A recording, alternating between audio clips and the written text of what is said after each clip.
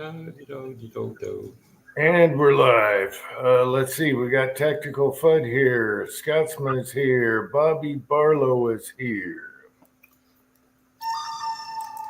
Oops. Clint Eastwood is here. Uncle John is here. You just can't see him. Anyway, hoping for a really short chat today. I'm very tired and just want a short chat. I want to be in bed right now. Michael Hurtneck is here. Hey, Michael. Oh, chessboard is here. And we have Andy on here. How are you doing, Andy? I'm all right. Had a decent little week, but I'm killing my lower back. I got another present, phone call Tuesday. Any chance you can swing by the range today? I go, why? He said, I got another bucket of stuff for you. I go, oh, God. I went over there, 3/4 of a 5-gallon bucket, 38 brass. Oh, perfect. He says, I've been saving that for you. He says, I keep collecting it from the people shooting here to throw it away. Like, no, you use it. So needless to say, those are all been deprimed, cleaned, and sized. Nice. And that's one at a time. I don't do that on the APP. I do that one at a time on the Lyman All-American 8. Why not? Why not the APP? I'm just curious. I don't want to go that fast. I deprime them on the APP, but I size them one at a time. Okay. The APP you can't. It's amazingly fast for depriming, and but to size them, even though I got cowboy dyed and stuff, that's a lot of upward pressure on that stupid shell holder. I'm afraid to rip cases out and get stuck cases and stuff. So. Yeah. Plus, when I size, I don't just go clunk clunk. I size it, go 1, 2, 3, and then pull it out. I will. Yeah. Wait a few. Yeah. I got you. For spring back or whatever. One guy is here. James Pollard is here. Who else? Patriot Paul is here. Andre D'Angelo is here. Vanessa is here. Vanessa, I'm friends with Vanessa now on Facebook. Vanessa Kitty is here. All right. Good to see you guys. Going to be a really short chat because I want to be in bed right now. I am so tired. It was all I could do just to fire this up. Sorry. Give an update on the Rossi and the scope deal. Okay, Jake 1 is here. Okay, go, Andy. I ordered CV Life forward cantilevered scope mount. Yeah. Way too high. Jeez. I mean, I put that on, and I'm like, yeah, okay. So I said, I got to raise the cheek riser thing. So I took it off, and I put a piece of solid foam under it, strapped it back up. Wasn't enough. Got another piece. I said, no, this is going way too high, but at least I could see the scope. See through. I could raise my head a little bit and look through the scope, and had a nice picture. And I said, all right. And I'm trying to adjust it. I can't adjust the scope. I got it up as far as it'll go, and it's still not in the right spot. This is ridiculous, So I said, all right, well, it's too high, so I'm sending it back, and I got a Monstrum, one that's kind of flat. It's not raised much at all. Put that on, and the cheek well was good. With the extra, it was just the perfect spot, and I still couldn't zero the scope. It came down, to get it. I was at full up position, was too high. Now I clicked it off, but it wasn't enough to get it still down. I said, "What the hell is going on? Something happened to the scope." So I'm playing around. I decided to get out some measuring tools and stuff, and I do have the correct rail for the Picatinny rail. I got the correct rail for the rifle. It's, special for the rifle. And I'm measuring it and I'm measuring. I said, I don't know, man, this isn't right. And so I moved the scope mounts back. I don't want to say one position because it's now a double mount altogether. Can't move it one. You have to move it two because there was the one that I couldn't go in was because that's where the mounting screws off or to mount it to the rifle. There's no slot there really. So I moved it up and I went back, set it up again, and I had plenty of up and down adjustment. It's the Picatinny rail is got an adjustment in it. It was too, I guess you would have to raise the front of the rifle. So I guess it was too high. So weird, but now I got all the movement in the scope, got a good sight picture, and I'm waiting to go shoot it now. Okay. How's the pole barn kid, Ozark? Boy, I'm wiped out. I'll tell you that. I don't know how long I'll be on tonight because my old ass is. I'm the same. Month. I mean, we've had beautiful weather, low 70s, low humidity. The last 2 days, it was 96 and muggy as fuck out there today. And just, God, I'm glad the boys were here. Jacob, my oldest son's best friend, helped, and Jonathan and Lane came and helped, and Twine fed us ribs and chicken legs and off the smoker, and nice. We're ready for metal. We really overbuilt it, 2x12 floor joist with a center beam. It's 12x20, and then but we got the floor in, we got the roof frame, we got all the 1x4 slats. It's ready for metal. I'll measure that tomorrow and order it Monday, and we won't put it on next weekend because it's our anniversary and we're going to Big Cedar Lodge. So.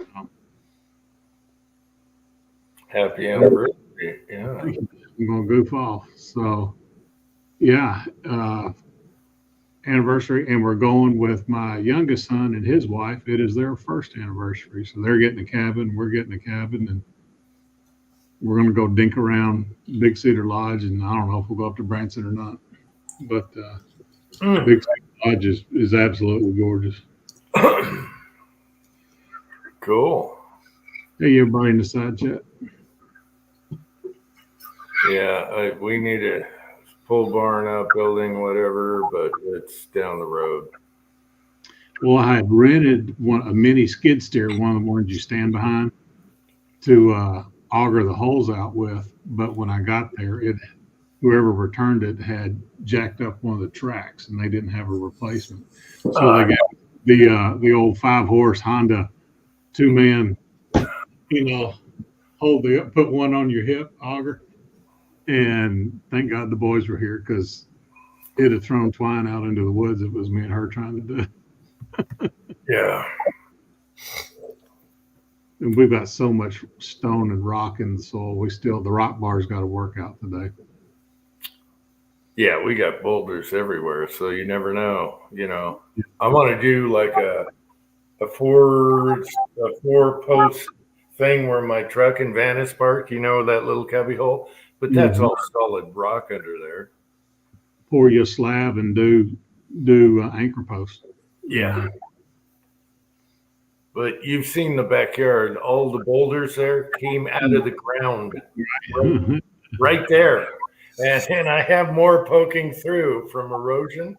And it's like, son of a bitch. Now I got to, drill holes, break it apart, dig it out with the tractor. Yeah, it's just You've got that.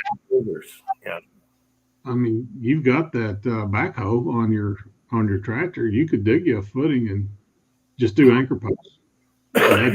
You hit a boulder till you hit a giant rock. That's 4 foot. Yeah. That rock ain't going to move when that concrete's on top of it. So just dig around it, unless it's 4 inches below the soil. Then you're in trouble. Yeah. Well, I could always drill into those also if I find them and put a mount on that. Yeah, you can drive an anchor bolt right, just a hammer drill, and put an anchor bolt right into that. Yeah. Because your stuff's all granite and sandstone. But Yeah. we're on such a slope back there. I had to do it with framed floor. Mm-hmm. And the funny thing is, people buy boulders. They pay big money for them. There's a guy down the road that sells boulders, and all he's doing is digging it out of the ground, just like us. Everywhere in a yard is a giant 4-foot boulder. And he said he makes huge money because some people don't have rocks where they live. So they put them in their garden, and they'll pay big money for them and shipping. Yeah, they'll dig up around here, and it's mostly limestone around here. They'll pressure wash all the dirt and stuff off of, leave them sitting in a field for a couple of years, so lichen and crap grows on it, and they triple the value of that boulder.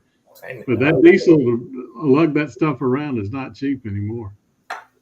I know, it's funny though. One man's junk is another man's treasure. I mean, we're up to our elbows in boulders. I mean, we bought a Mini X, a 9,000-pound Mini X 3 years ago, and it's $80,000. You know, equipment is not cheap. Wow.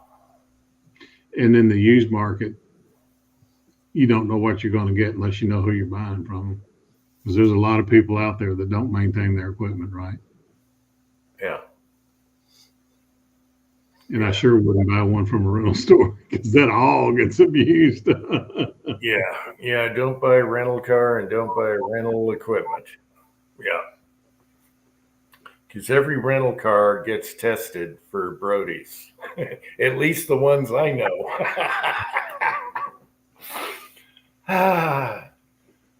Well, let's see. Force X is here.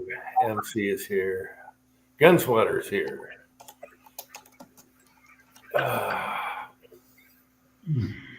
Golf course just started shooting off fireworks.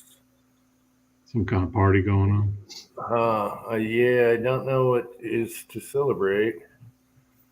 Interesting. Unless they have a bunch of pagers. Whoa. Oh, that was pretty nifty. You know, Bill, they found out they're using pagers in those walkie-talkies, and they somehow they got in the middle of that. Hey. Just got a text from Kyle. Kyle's at work. He said, "Go Utes." Yeah, the Utes won. Thanks, Kyle. Yeah. So, like I said before, you never mess with the Israelis. They have the best intelligence ever, and they came up with the Whopper. You know. Yeah, that was crazy. And then they counterattacked right after that and got one of the guys we've been looking 40 years for. So acorn fell out of a tree and popped me right in the nose. They scared the shit out of me. I'm like adjusting a roof rafter, getting it on center, and it hit the beam and popped me right in the face, and God, I about jumped out of my skin. Then they were like, "You're bleeding." Yeah. Yeah, I'm going to take a few days off. I felt fine. I was like, "Don't wake me up tomorrow." I'm just going to do some shooting. I'm going to chill. I still haven't waxed your car, but hey, I'm done right now. Get you a little jar of that ceramic stuff. You'll never have to wax it again. It's a jar about this big, and it'll do a whole car. And you'll never have to wax it again. About $30.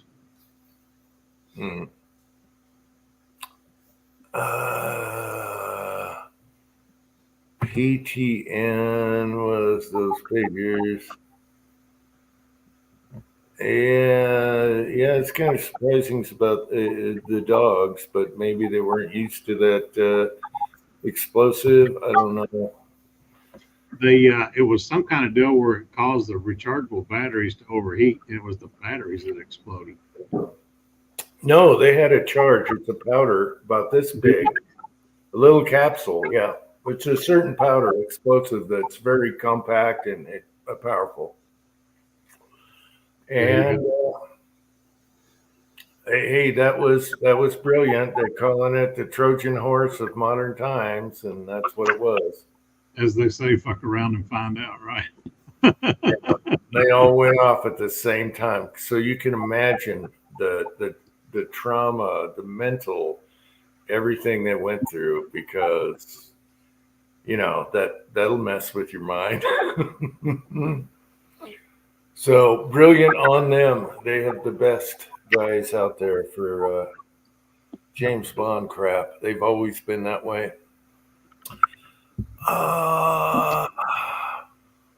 Let's see. Patriot Pulses. They use the battery heat to set off the set off the explosive. That's what the Wall Street Journal said. So I'm just repeating them. Yeah, I've seen a lot of videos over there and here and all that stuff. And then they tatered some leaders. We got them in a tunnel right after that. So they're on the prowl right now. I wouldn't want to be one of those bastards. Yeah, and the Iranian ambassadors blew up too, or something. It was with somebody. Hey, what's he doing with the pager? Is he part of the? Yeah. Anyway, so I guess that was the biggest news this week.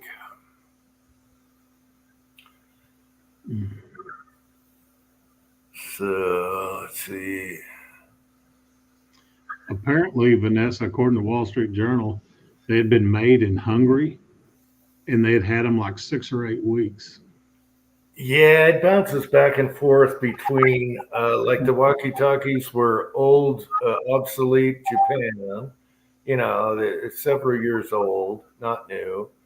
It bounces back and forth exactly. Yeah. I think they intercepted some boxes. Actually, they planned ahead. They did them all and then shipped them like they would order them, because everyone's watching their cell phones right now. So they went old school, and then boom, there you go. Yeah, they said there were those pagers with the LED screens where they could send full messages. Yeah, and I've seen some videos you don't normally can see, like on YouTube and stuff. And I think they said 60% lost at least an eye, because they'd hold it up like this to read it. Yeah, they took out some bad guys, and all these guys, were bad guys. They weren't. Yeah, you didn't have one if you weren't in some type of leadership position. So yeah, you're not going to have a pager unless you're secretly communicating. And right, with an AK, or the dude lighting fuses to those Zoomy rockets or whatever they're called. They literally use a fuse in a lighter to set them off. Yeah. So man, I just wanted to come on and say hi. There's Rune, man. Good to see him. The company that made the pagers are owned by a Norwegian guy. Hey, Rune, how's it going? Oh, good to see you, Rune. I bet all those folks are puckered up right now, because they probably didn't know a thing about it. Hey, what can you trust? They had some laptops and solar panels go off also. What can they trust right now? All right. So yeah, it's all mental warfare also. So they're killing 3 birds with one stone right now. I bet you $1 they had trackers in them too there for a while. See where they're concentrated? I don't know. But they're really good at what they do. They've always been good at what they do. Yeah. And I mean, they rescued hostages using a commercial airplane, like 747 or whatever, landed the thing in enemy territory and got the hostages. I think only one of their guys got killed, very few casualties. All the hostages were saved and brought home on that plane. And that was like the most planned thing you've ever seen until the pager thing. Well, have you seen the Hellfire missile that has the blades that come out of No. it? It doesn't have explosives. So when they're wanting to take somebody out in a vehicle and not have collateral damage, it has these blades that pop out that are about 2 feet. So you got 4 feet of blades, and it just, Ginsu's everybody in the car. So, Michael Hurtnick says smoke signals. Yeah, they're going to have to go to smoke signals now. yeah, buy up all the brick phones, candy bar phones, or whatever it is left out there. Yeah, I'm getting ready for winter, Roan. Also, we got to start prepping. Son just finished the driveway. He was doing that today while I was doing my wife's car, and he's got all the driveway sides done, and that's good. Markers all up. Huh? Got your markers all up. Well, he's doing the weed whacking stuff, the brush cutting. Knock the brush back a couple feet and branches and stuff like that. Right. So I was proud of him for getting all that done today. I thought both of us would take a whole day, and he did really good. I was trying to work on the wife's car.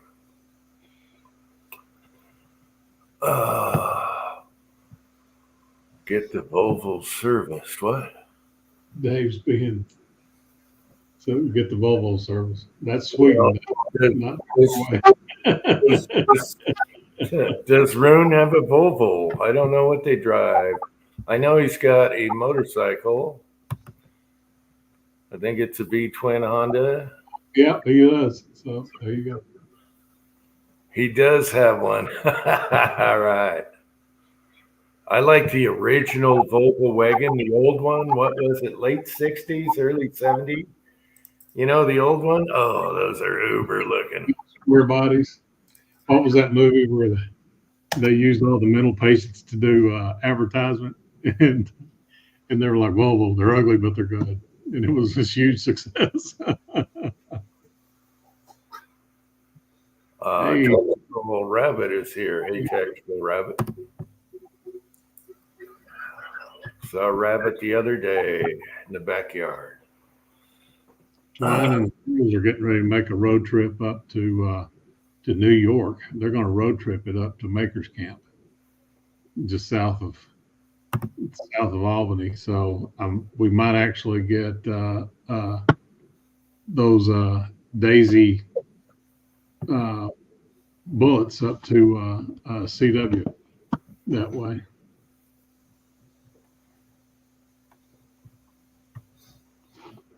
Have you heard they're going to DJI drones?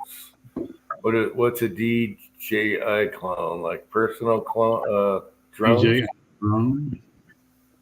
Is that like everyone's got their own drones? Personal. I don't know.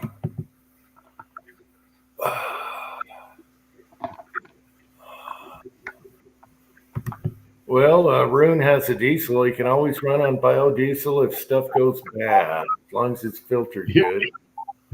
Yeah, fryer oil. I've seen that used before. Yeah, when the stuff hits the fan, he can always convert.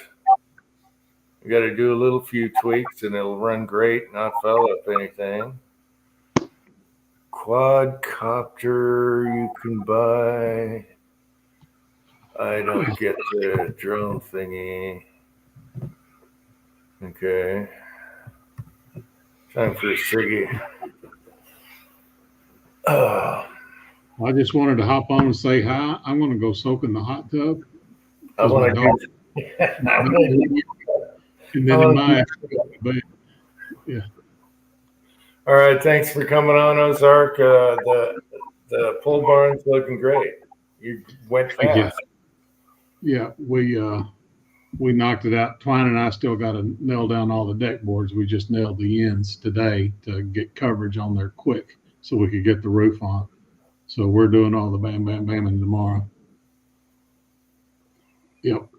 There's Tin Man. So I know Mrs. Tin Man's around somewhere. So everybody have a good night. Andy, good to see you. Look, I beat Andy off the chat tonight. Take care, Ozark. Get some rest. We'll see y'all here in a couple weeks. Afoof. Okay, take care. All right, bye-bye. All right. Try and get your rest. Someone's on early. See, we got Tin Man on here. I wonder what he's up to. He probably can't chat yet until he moves in. I don't know. He could probably find a closet to chat in. He's staying somewhere else while they're in between houses here. Congrats on selling your house and getting a new one. Well, Tin Man, I don't plan to be on this early. I think I'm going to leave when Andy does. I am tired, I am beat, and I want to go to bed. I might stay up late tonight. Oh, jeez. All right, I'm going out to the garage. I'll be right back here. Ooh. Oh, my gosh, I'm sore. Yeah, good luck, Tin Man, on that new living quarters. Oh, yeah, he's happy. They got way more room. Yeah. Yeah, but what's he going to do first, the loading room or the chicken coop? Well, I think he saved the chicken coop, so they can just bring it to that one. I don't know. Oh, now it's sunny out. We got rain, which was awesome. Let's see. Forrest is lurking. There he is. Hey, guys. I don't know how long my internet's going to hold out. You had all day. You didn't change that connector? Well, I went ahead and moved I moved it around, and I use another phone jack right now, and I'm seeing if it's going to stay on. And it's one of those things. Monday, they're supposed to come out and do a diagnostics check on it. And I just got a new modem in the mail like today, a brand new one that I went and bought. And the only thing is that there's no this one that's the rental. It actually has a port in the back that I plug my phone into, and the one that I bought doesn't have that. And so I'm kind of wondering if I'm going to have to do a return and a swap around or look around for what I really need. Plug your phone into. Why? Yeah, why are you plugging your phone into it? You don't Well, have- my internet comes in off my phone line, and it goes into the modem. And Oh, the you're. modem doesn't have Wi-Fi. it does have Your Wi-Fi. land phone. Okay, not your Yeah, cell I have a phone. land phone. I have a land phone. I have a Okay, landline. landline. Okay. All right. And the thing is, though, is that for some reason, I don't know what's going on with it. It'll just stop. You know, it'll disconnect from the internet, and then I gotta wait, and I gotta go into my little thing here on the computer, turn the Wi-Fi off, let it set for a little bit, then it comes back on, then turn the Wi-Fi back on. Then it's just been it's a nightmare. It really is. Because I'm like you, Jim. I'm a caveman. I'm a caveman. I mean, I'm living in a snow cave with a rotary phone, you know, and I'm happy that way. I don't have any. It's not complicated that way. And all these guys are like, "Oh, do you have the DSL hooked up to the SSDI? Blah blah blah." And I'm going, "What? What are you talking about? I don't know I don't even have any idea what you're talking about." It's our generation. It's our generations that's suffering through this, Jim. You know that, right? Yeah, well, I don't have a landline anymore, so I'm ahead of you on the caveman. I'm going there. I'm going going to buy my own phone, and I'm going to go ahead and sign up for service, and I'm going to get rid of a lot of this caveman antiquated stuff and just move on with my life, trouble free, whatever, you know. Well, I still have a landline, but it's through my cable box, so I don't, they're using the wires in my house. But, Yeah. Well, they're using the wires in my house, but this modem is hooked up to that, and then it's Wi-Fi. It'll put out a Wi-Fi signal, and then my computer picks it up. But for some reason, it seems to be disconnecting, and I don't know, man. I called CenturyLink and I talked to them, and then they said that there's an unstable thing that's going on with whatever, and I'm like, okay, well, how soon can the guy come out and take a look?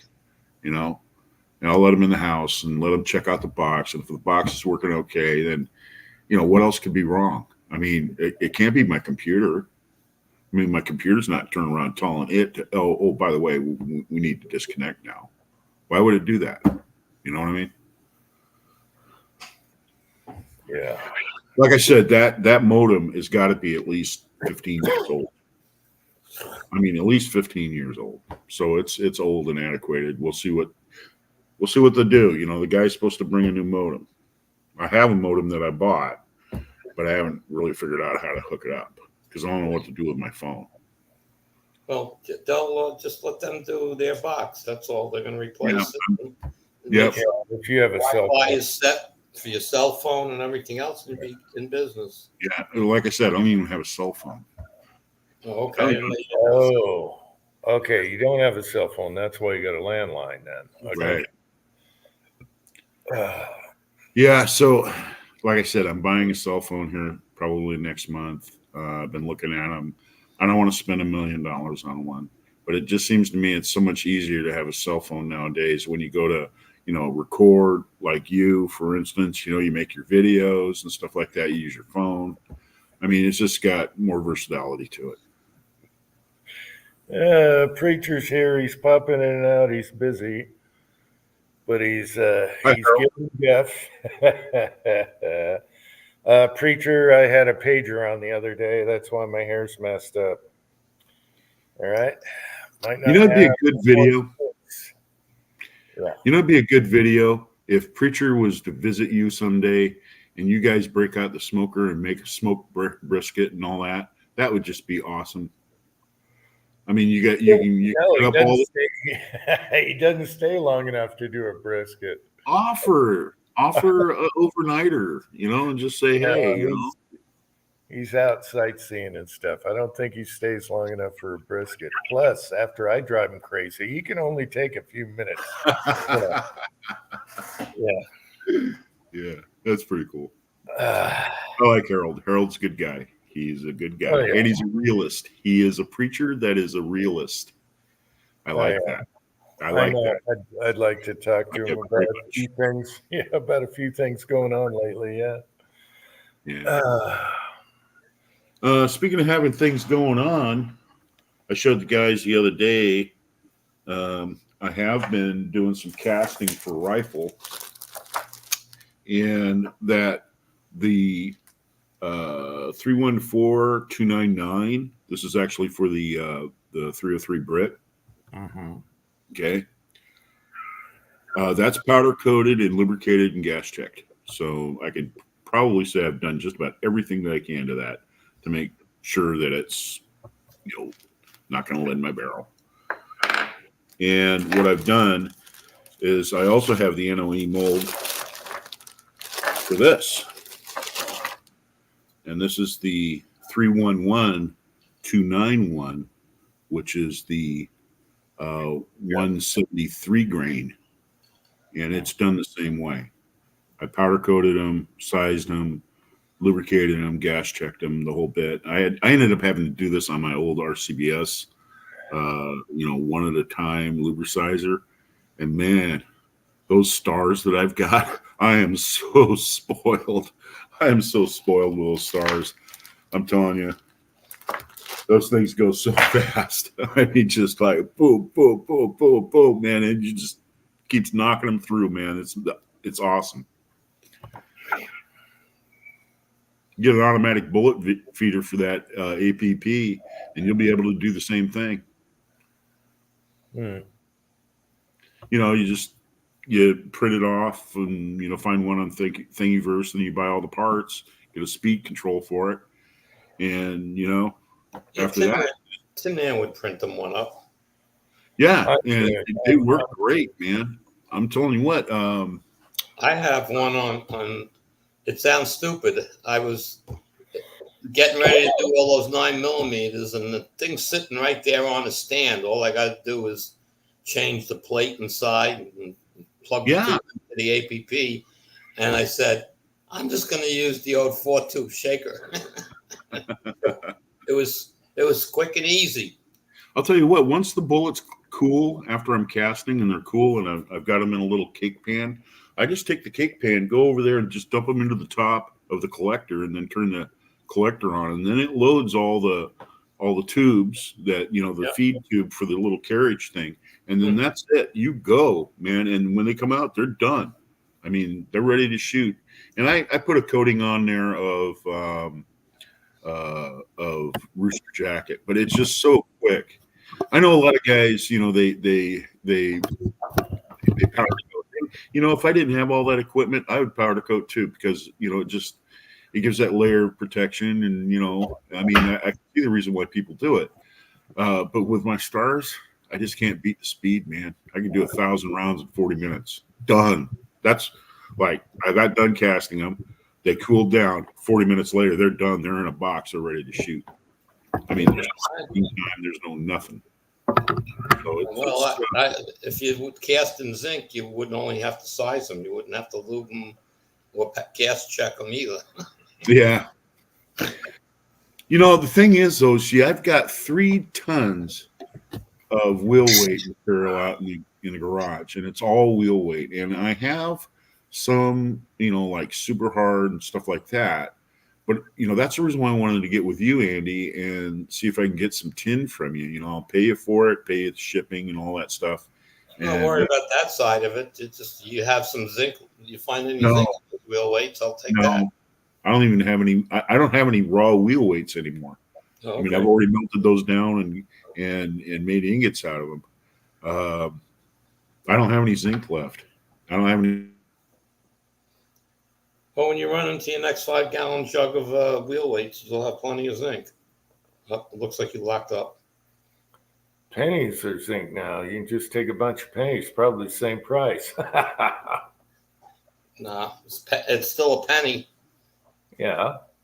The zinc is free. The wheel weights, nobody wants them. Even repair shops are throwing them out. Yeah. I said, no, don't throw them out, man. Just put the bucket next to your machine. I'll come in once a month and take them.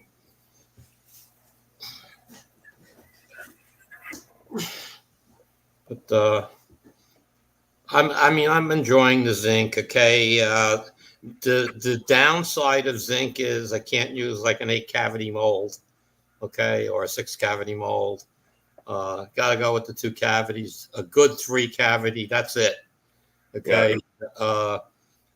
It just, you get the mold working right, you might be able to do a 4-cavity, but it's hard to keep a 4-cavity up to the temperature you need for the zinc. And hitting the sprue, yeah. Yeah, so the 2-cavity is the easiest way. And I'm not out there in a race.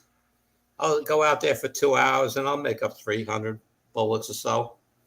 And then that's and then I just go downstairs and I really don't. I could feed them in the APP.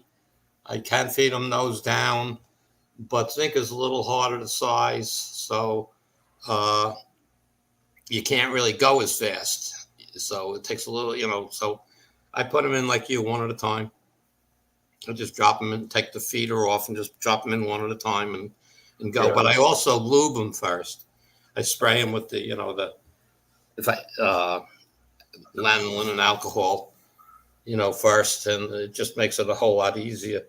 But I'm in no rush. Again, I'm not in a rush to do that stuff. I want it right. I don't want to have to say, I shouldn't have done this, and I got to melt them all down again or something. Yeah. And the zinc is, I'm having good luck with it. I can't tell you that it's going to work great in every gun you shoot. You got to figure out the load for it. It's not just, go in the book and look up like for 9mm, look up a 91 grains bullet, and use that data. It's a little more than that. Okay, you can start with that, but your seeding depth, you got to go with the bullet you're using, not the bullet what it says in the book. Yep. So you got to compensate. It might be a little deeper for pressures, you know.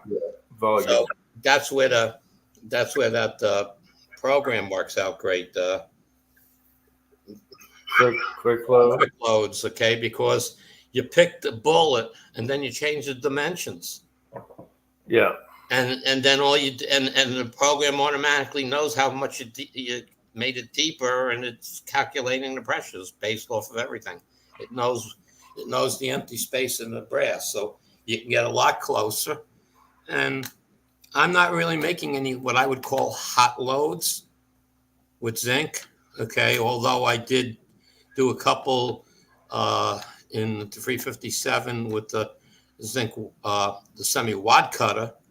But it's like 93 grains from 148 grain bullet.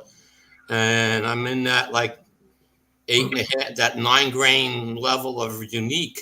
You know, it's throws a nice flame and everything. It's got a good, but that's where my accuracy spot is for a hotter load. But I work up to it. You know, you have to, you know, like, again, I have all these crazy powders I'm playing with. And I said, you know, I got so much, you know, like tight group, I have a ton of it. And it's like, let me stop playing with this a little bit, see if I can find the load for the 38, you know, with the type 3 wad cutter. Okay. You know, it's 158 grain, which is like 100 and it's like 96 grains in zinc. Okay. And so I pulled out the quick loads. I just loaded up, you know, when I'm using, you know, for the power that I've already got working. So it's got the bullet size and dimensions, everything's in there already. And all I do is change the powder. And then I resaved that file with that powder name behind it. And I said, okay, this is the yellow zone, which is like what they say is like your beginning, you know, should be a good load, but I go to the beginning of the yellow zone. And I'll go up, you know, depending tight group, you only go up in little bits at a time. And I bring it up till it's just on the max pressure. So I'll load whatever it is, 4.1, 4.2, 4.3 grains of powder till I get to the max that I want to be. And I go to the range and shoot 5 of each. And see where the accuracy note is and, you know, check for pressure signs and whatnot. And that's it. You know, I mean, that Winchester powder I use, there's no info on it. You know, other than it's that quite a few people said it's really, really close to green dot. So it gives you a starting point. So you work your way up. And that's pretty much how I have it. I have that in 3006. I have it in everything. You know, but I'm not shooting hot loads in 3006 again, but it's whatever it is, 9 grains of powder, 8 grains of powder. And you know, where you know the accuracy note is, but I enjoy shooting the zinc. I've had no issues whatsoever. I've got a lot of lead bullets made for 9mm, which I'm just shooting out at this point. But I've worked each one for the accuracy note in the rifle. I only have the Ruger PCC, and I've got what works. And I go out to the range and I'll shoot whatever, 100 or so of those, you know, more, depending on my day, how many rifles I'm bringing. And then I'll shoot 10 or 15 zinkers behind it, clean out the barrel.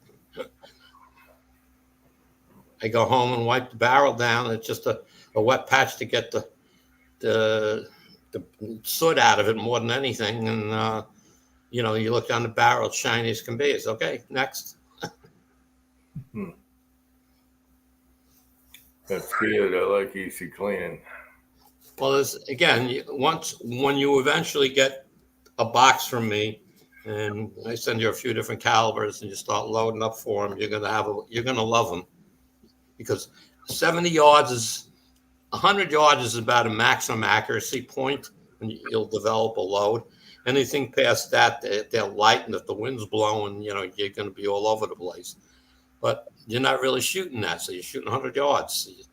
I got 100-yard targets with my 30-06, all right, with low powder levels, okay, with an 1.5-inch group at 100 yards. You know, so I'm happy with that. Good enough. Fuzzy is here. Hey, Fuzz. I heard you're not close to the Haitians eating the animals. That's good. The cars. Oh my God. Who's paying the insurance on these cars? They're crashing into everything. If anyone watches what's happening in Springfield there, they are crashing into everything. How are these people allowed to drive? They got better rights than we do. Anyway, no insurance, can't drive worth a crap, couldn't pass a driver's test if you paid them. West Covina Dodge is here. Hey, Pat. Short chat tonight, Pat. I'm beat. I'm tired. I want to be in bed. Just want to be cozy and comfy tonight.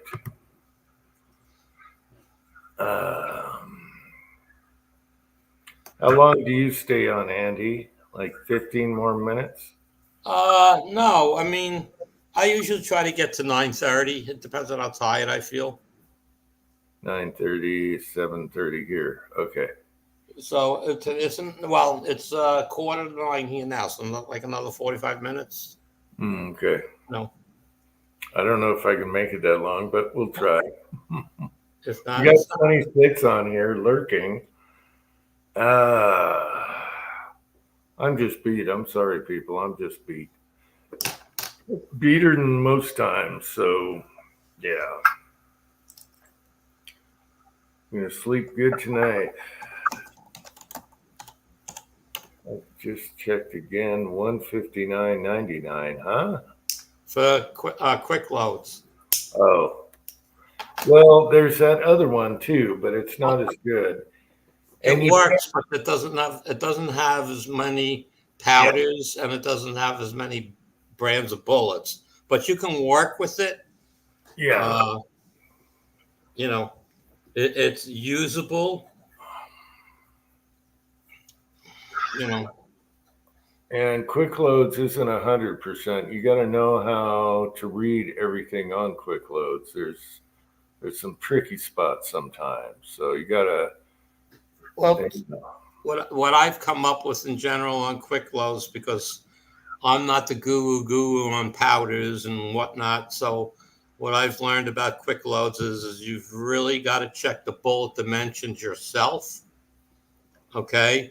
And if you put those bullet dimensions into the program where it's got spaces too, all right, and you give it your overall length, it knows the rest. Yeah. That's all you got to do. Because I have to change it because nobody's got these bullets that I'm loading. There's a Type 3 wad cutter. It's not quick loads.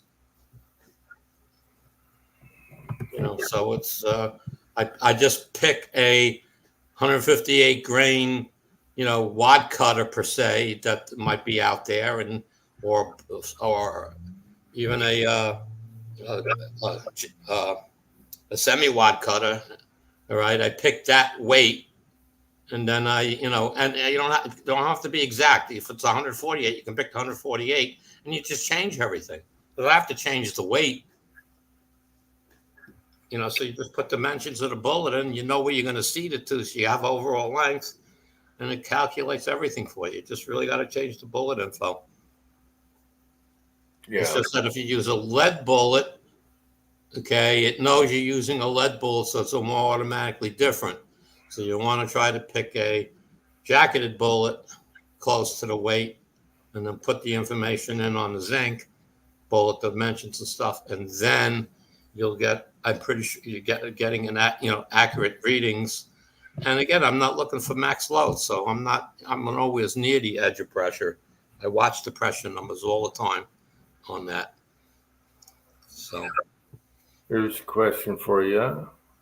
how'd you get the old lead out of your old Lyman pots?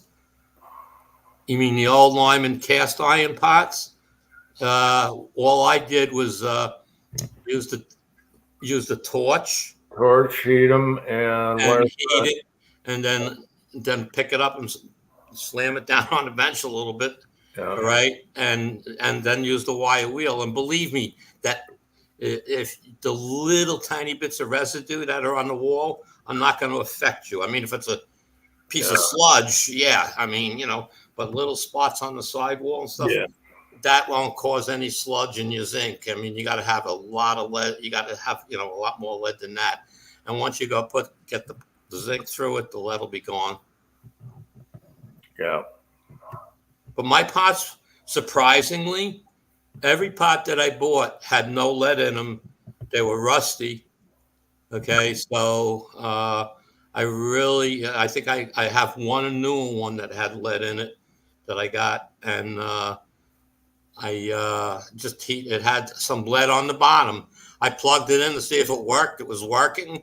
I let the lead melt. I took a pie pan, picked it up and tapped it on it, and all the lead came out. And then I honed it out with a wire wheel inside to get the rust out of it. Yeah, just heat it up. Paul. Just let the lead melt, drain it out the bottom, whatever comes out. Unplug it, pick it up, and kind of turn it upside down and whack it with a piece of 2x4 or something, but don't whack the controller, but whack the side of the thing. And everything I had came right out. Yeah. Yeah, I've cleaned up the lead pot, and that was easy. Same thing, just heat, turn it upside down, with wire brushing, don't breathe it, but good to go. Do it outside. Yeah, but Paul, the biggest thing you got to make sure is that thermostat's working on that thing. Okay, a lot of them have burnt points on the thermostat.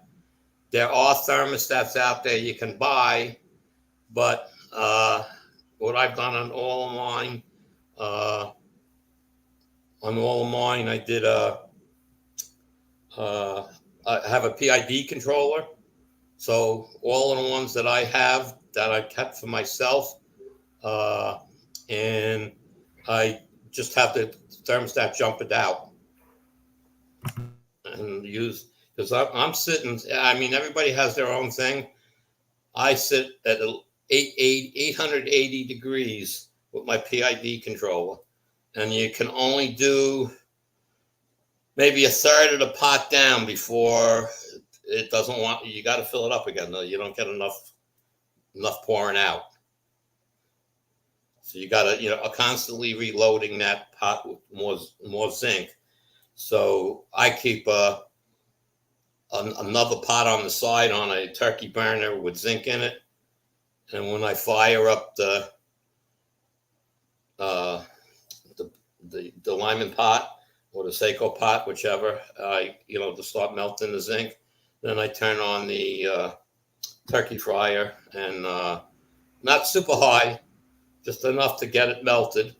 And I leave that, and I keep throwing more zinc in it. I actually throw my wheel weights right into it. And so they're melting down while I'm casting. And I just get out the crap and then pour it back into the other pot so I can continue casting. Yes, you can use your old PID, Paul. And let's see, weren't you going to make a furnace? Yeah, I was talking to you, Jay, about making a furnace and stuff. And what we came up with was, let's call it, we're going to make a pressure cooker. So I basically have a pot that I melt my stuff in. And then I bought a much larger cast iron pot that sits over the top of the other one. So it keeps the heat in. And I put a handle on it, and I have whatever you want to call it, like a bailing hook, and I just pick it up, take out what I need, put more zinc in it, put the cover back on, which is good because it uses less gas to, keep it hot.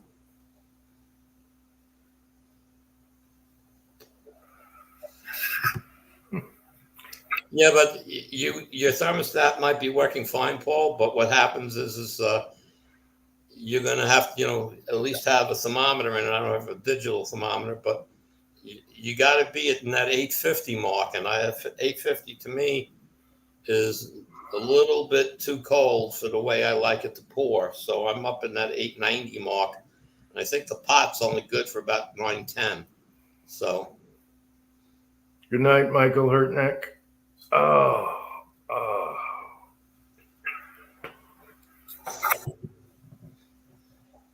Pat, that was funny about the mattress.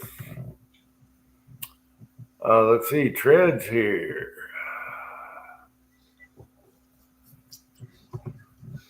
What does he say here? All right, Tread.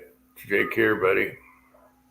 yeah, Fuzz, I'm not shooting for loading to go hunting with it. I'm shooting paper. So the point of the lighter bullet is for a lot less powder in the case, I can achieve the same speeds, velocities. So it's more for paper punching, which makes it for me. It's actually what should I say? It's just as easy casting zinc as it is casting lead. And the nice thing about it is all you do is resize it. No gas check, no lube, no powder coat. Done. Cast, size, shoot. I go through a couple extra steps because sometimes you get a very, very fine thinning on where the mold seams are. Sometimes you get a little bit on the bottom. You get a little extra. It's a little rough on the bottom. So me coming from, I don't want to say the machining world, but I worked 15 years in a shop part-time. And I bought a bunch of stone, and I take the little Frankfurt Arsenal wet tumbler, and I throw them in there. Okay, I throw them in there with the stones for an hour, and they come out. No more sharp edges on anything from fins, and and that's it. That's what I do. And yeah, I paved. Well, I know you're not knocking zinc fuzz. It's just explaining. It's just another alternative for loading. And when we run out of lead, we're gonna have zinc. Yep. Well, don't run out of lead. I got tons of it. Yeah. I mean, I was collecting lead because I had access to it. And I really, even at this point now, I don't want lead. But when I go to the scrap yard, even the gas stations that I pick up the buckets from, there's occasional lead in there. And I keep it separate. When I have enough to melt, I melt it and throw it in buckets. I just sent Tim S. won a thing on Friday night, Georgia Shooting Connection. We had a thing and I threw in a 40-pound box of goodies. Okay, so he got like 15 pounds of lead ingots and a bunch of bullets because like I said, I'm not casting any more lead, but I don't want to just melt them down. So I gave him a bunch of bullets that he could use and brass. So he wound up with a 41-pound box. It's yeah, I'm not going to run out in my lifetime. I probably recover 30%. Yeah, but you're recovering it. In the backyard, yeah, 30-40%. If I dig really good, then something. I'm just picking off the top, but yeah. You'd be surprised one day you're going to go to that spot and you're going to have like a 5-pound piece of lead under the dirt from all the ones that are sticking together. Yeah, my target box is totally blown, so all the bullets are just skipping over the top right now. I got to refill that.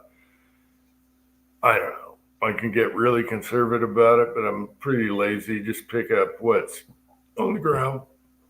Yeah, no, that's, I just, well, that was my page poll. That was my contribution. I really don't have the money right now. Otherwise, I would have gave money So the best thing I could do is put up a price, and and I said I'll put up a good box for somebody. I mean, I'll discuss what that person needs or wants, and I'll make them up, a 40-pound box. So he got a bunch of lead. He got some tin. I don't know, 500 rounds of 38 brass. I can't tell you how many 38 bullets I gave him and 9mm bullets I gave him. But that's it. It's I gave it away. That's what, I don't want to, I'm not looking to sell the stuff to somebody. I mean, all right, yeah, I have my labor and work, and price may be buying it, but I was buying it for 30 cents a pound, so I mean, I can't, I'm not complaining about what I paid for it. And that's it. I got so much lead. Like you said, if I only casted lead right now, I would have more than enough for the rest of my life. Zinc, I have probably about enough for the rest of my life, but I've been selling to that one guy who likes my 300 blackout round. He buys 5,000 at a time, Mm-hmm. And at 15 cents a round, I'm doing all right.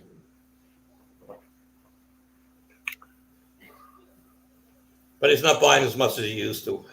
They shot him up to have fun with it. Now it's at the point, it used to be I was sending him 5,000 every 6 weeks. Now it's like every 3 months. Mm.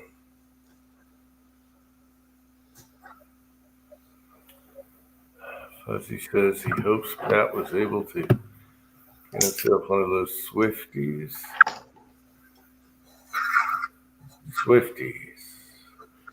I lost the joke. Oh well. I'm too tired, people.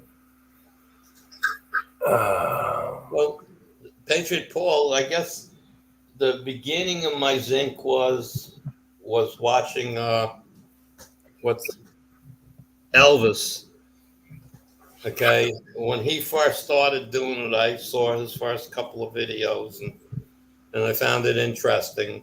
And I said to him, "No," and I say, "No, you can't use that pot to put zinc in it. Try it once, a little bit, okay." But he kept doing it, and it's like he threw his pot. So, remember that chewed right through.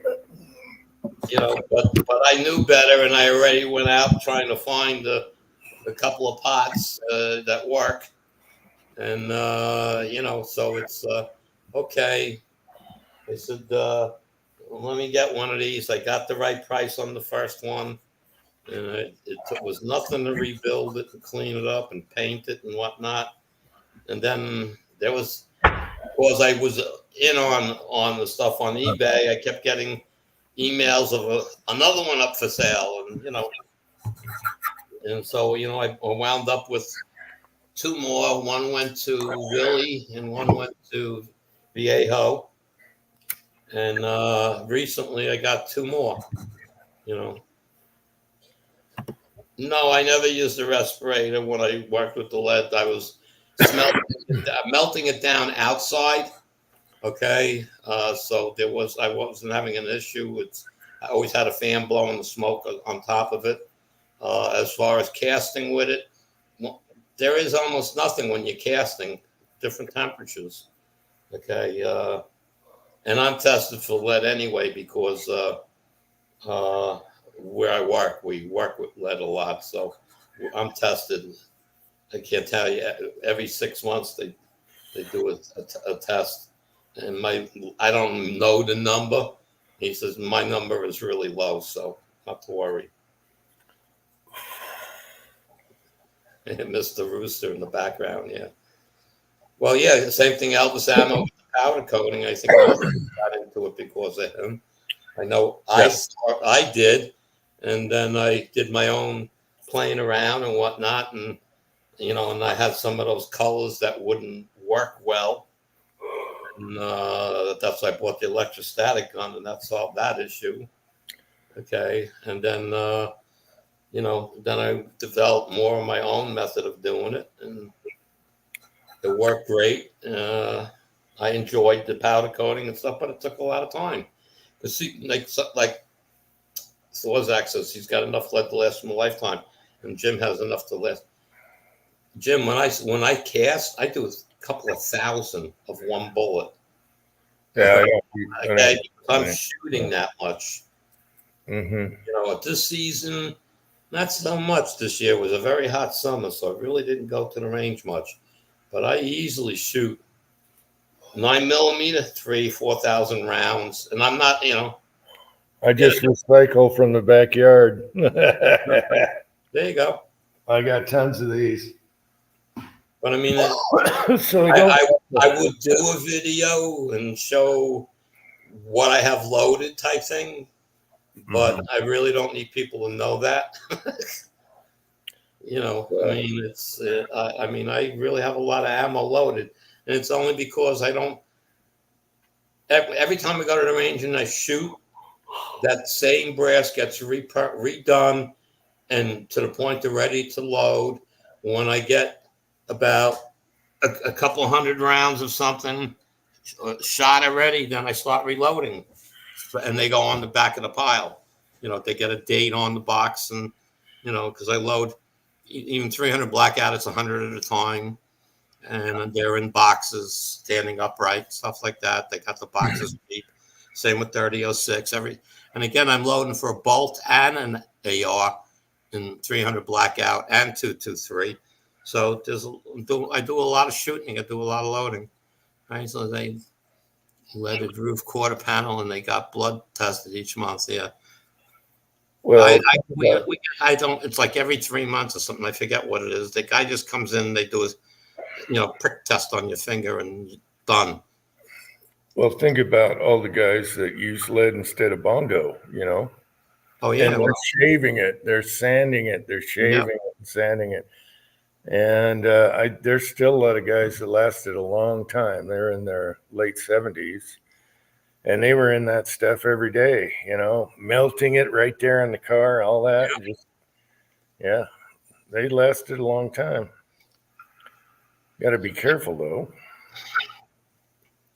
It does not mean it's better. The Patriot Paul, they went nuts with those pots online. The people with their attitude was that they were sitting on gold because they didn't, stick around too well.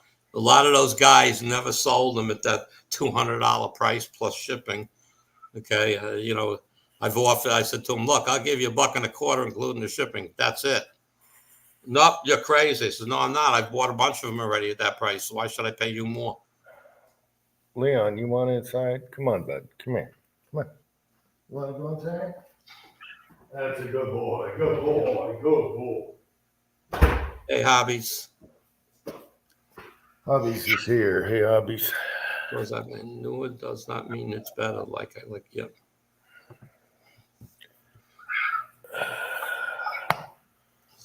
Oh my gosh! And I made hamburgers too today. No wonder I'm tired. Got 2 hamburgers in my gut.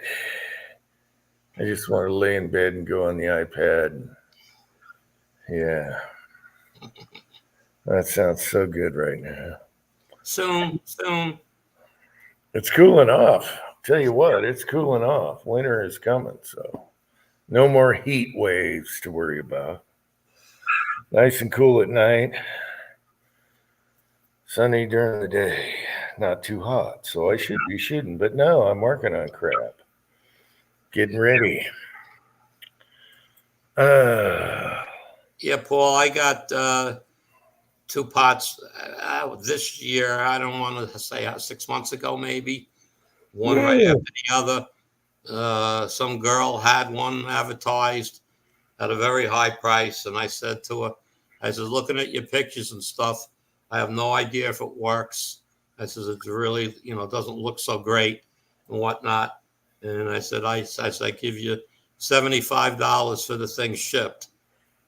The next day she goes, okay. There you go.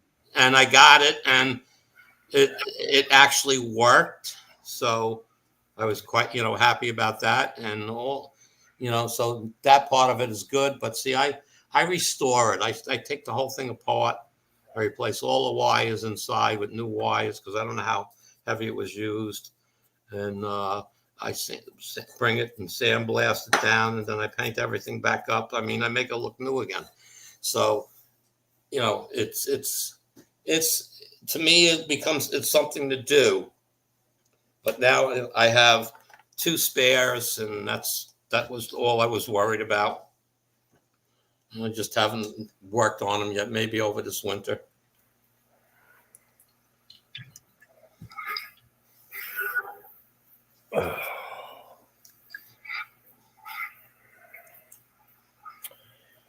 Let's see. You need special wire for that, Paul. You can buy it at Home Depot or whatever. You can get it at most stores. I don't want to say I'm not sure what the coating's made out of, but they use it on the in street lights and stuff. It's a common wire. I'm not sure how they sell it by the foot or not. I think they do. Where I work, we have these big reflow ovens, and they use that wire. So we got a spool of it, only need 2 feet of it, and I can do 2 pots with it easy. It's I don't know how to call it. If I'm not even sure if it's asbestos. Okay, it's still like old style. It has I think it's asbestos, and then there's a coating on it. It could be. Could have asbestos lining on that cord or whatever. Yeah. Hi, Hobbs. Well, that's a bummer, Gunswatter. Usually adult signature is adult signature.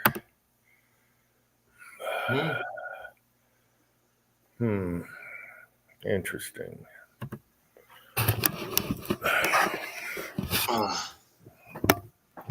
Oh, now my right hip's going out. Damn it. Yeah, that's from laying over the car, cleaning it.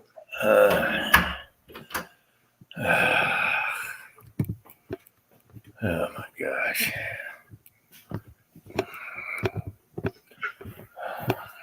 Yeah, it's siesta time for a couple days.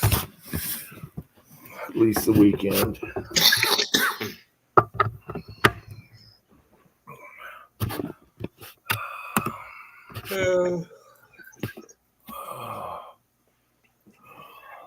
Well, I think you're going to get lucky, Jim, because I'm getting tired all of a sudden.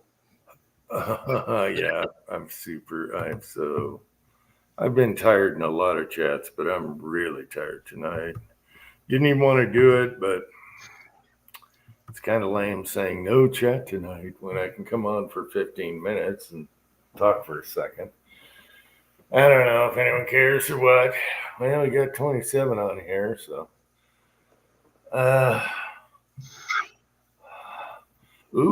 He found some large pistol primers. Yeah, there's the one. Those are the ones to find. My thing was large rifle. The prices was ridiculous, and I got Federal at $89 for 1,000. And I got free hazmat, but still have to pay the $20 shipping. But that was worth it. I don't use a lot of that. It's only the 3006, and I have maybe 6,000 of them. I just wanted to get some more, so I bought a couple more. IRS union, of course they would. Doesn't mean the people working there will vote for. That's just like the Teamsters. They refuse. They're not going to pick they're not picking anybody, but the people that work are picking. Well, yeah. Okay, they're saying they're not picking anybody because you have different people voting on both ends. So, in other words, yeah. But again, just because the union itself says we're backing X, doesn't mean the people voting can't vote for Y. Okay, I see a Tin Man logo here, but we're going to be leaving soon. But I got to see if it's him. He's giving me the finger. Okay, let's give him a few minutes of time. I was going to say checking for a troll, and I get this. There's your troll. Can you hear me all right? Yeah. Sound is good. Miss Mel is here. I don't have my fancy crap I normally have, like my microphone and all that. That's all at the old house. Yeah, what are you, in a closet or something? That's what I'm thinking.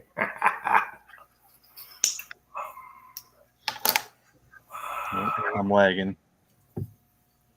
No, you're not lagging. Oh my God! You try. Here they come, like cockroaches. Here they come. You try to get off. You try to go to bed, and here they are. They know. It's like saying super short chat. Hey guys, good to see you. I'm just bitching. I guess tomorrow when I get up and I look at what happened yesterday on YouTube, I'll find out how long this chat goes. No, please, God, no, please. I can't. Pat, how you doing? Oh, I'm beat. Who'd have thought vacuum a little bit would be like, yeah, Yeah, sure. Just clean the car carpets. Yeah, I know what you're talking about. Oh, I saw that detail job of yours. It looks pretty good. Did we lose 10 man? Yeah, he wrote his laptop died. Laptop died. Oh, sorry about that, Tin Man.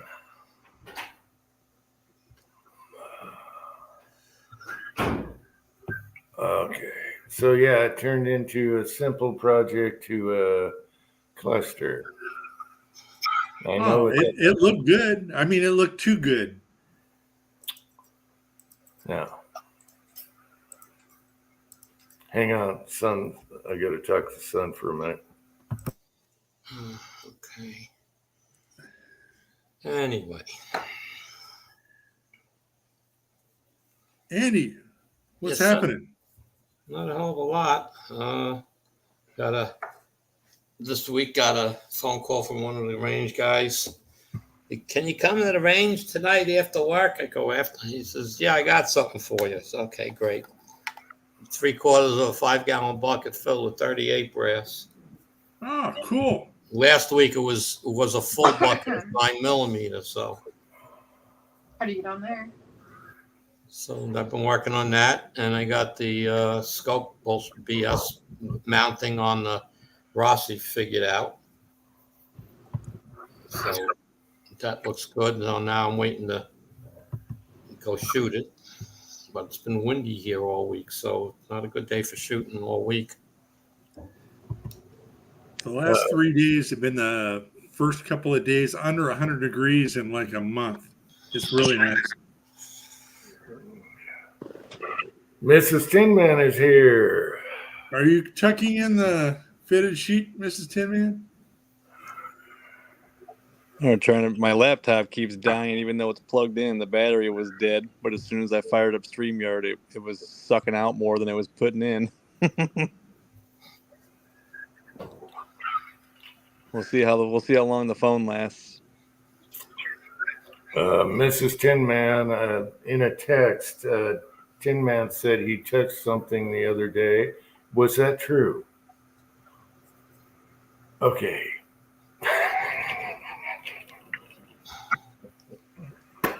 That was random. I made it up. Okay, fake news. All right. I don't tell lies, Jim.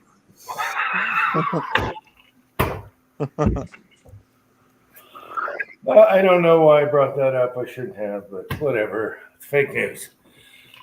All right. Call it insomnia. Whatever. So what's going on? Patient. Tired.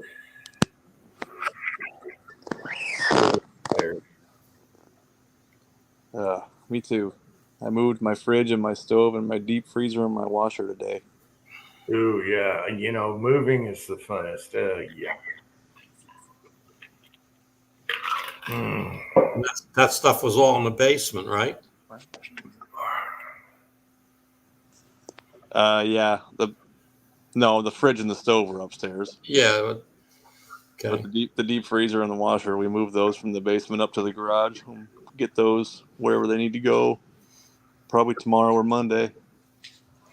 Then it's packing up my reloading shit, packing up whatever's in the shed, and then that's about it. After I rip the cabinets out of that place.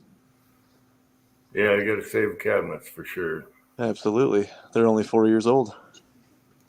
Cabinets are handy. I don't care how old they are. I love cabinets. Yep. Uh, That's going to be my Take new. care, Miss Mel. It's going to be my new reloading bench. Is the old kitchen cabinets. all right, Miss Mel, take care. Have a good one. I know you've been chopping a lot of wood. Yeah, so Pat, the other chat, you were talking about how new cars have too many buttons, right? Hmm? Yeah. No, the Japanese ones. I'm Yeah. cleaning. I'm cleaning. Hers is only a 2010. Okay, but I'm cleaning the dash and I'm wiping everything down, and then I do the matte armor all, so it's not shiny but protects. I turn the ignition key on, and everything is lit up all over the damn place because I'm rubbing and cleaning buttons. That was a nightmare trying to figure out what the hell is this? Well, how do I turn that off now? Why is everything on? Yeah. Yeah, that could be really funny nowadays. You remember when we were kids, you go in, you turn the radio up and flick it over to the news channel preset and turn the blinker on.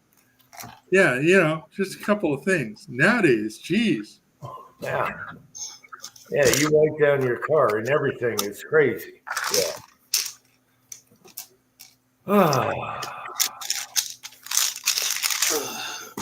That's right. It's beer 30. I mean, thank you for staying on, Jim. Back in 5. He's not trying to stay on. He's trying to go to bed. William Gainley. Did I say William was here a long time ago or not? I don't know. I'm totally brain dead. I'm going to sleep for 12 hours. Bless you. Oh, thank you. Allergies? No. Oh, it was the mattress. Mattress test. Jesus. Yeah, it was a great mattress when we bought it. Somebody else drug it into the house. That's part of the deal when you buy a $2,000 mattress 20 years ago. But damn, that thing is heavy. So yes, I turned the mattress as well. But I had to hold the fucker the whole time. They're not fun taking up stairs and stuff. I'll tell you that. And doorways. Yeah, they're not fun. The big ones. Yeah. It was a big one. But hey, I mean, I found a receipt under there. I think the last time it got vacuumed under the mattress was 2008.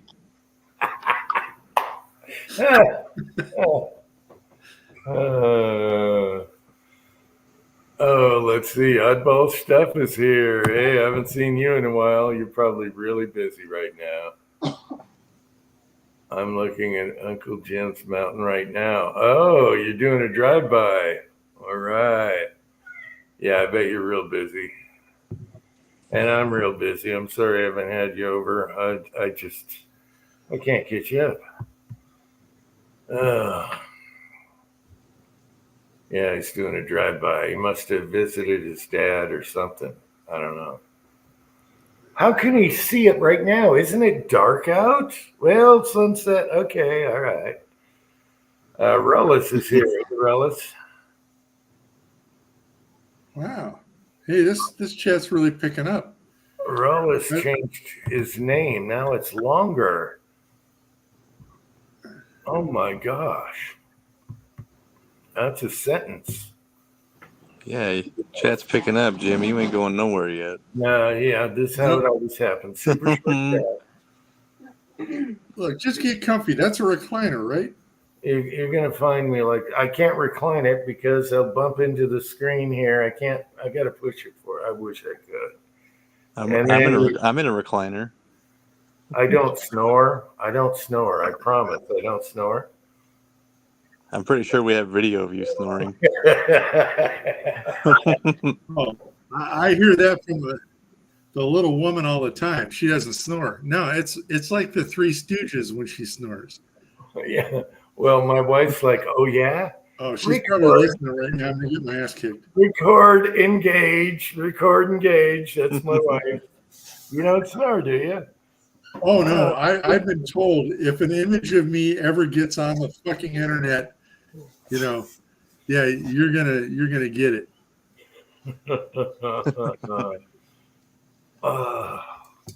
Hi, Dale.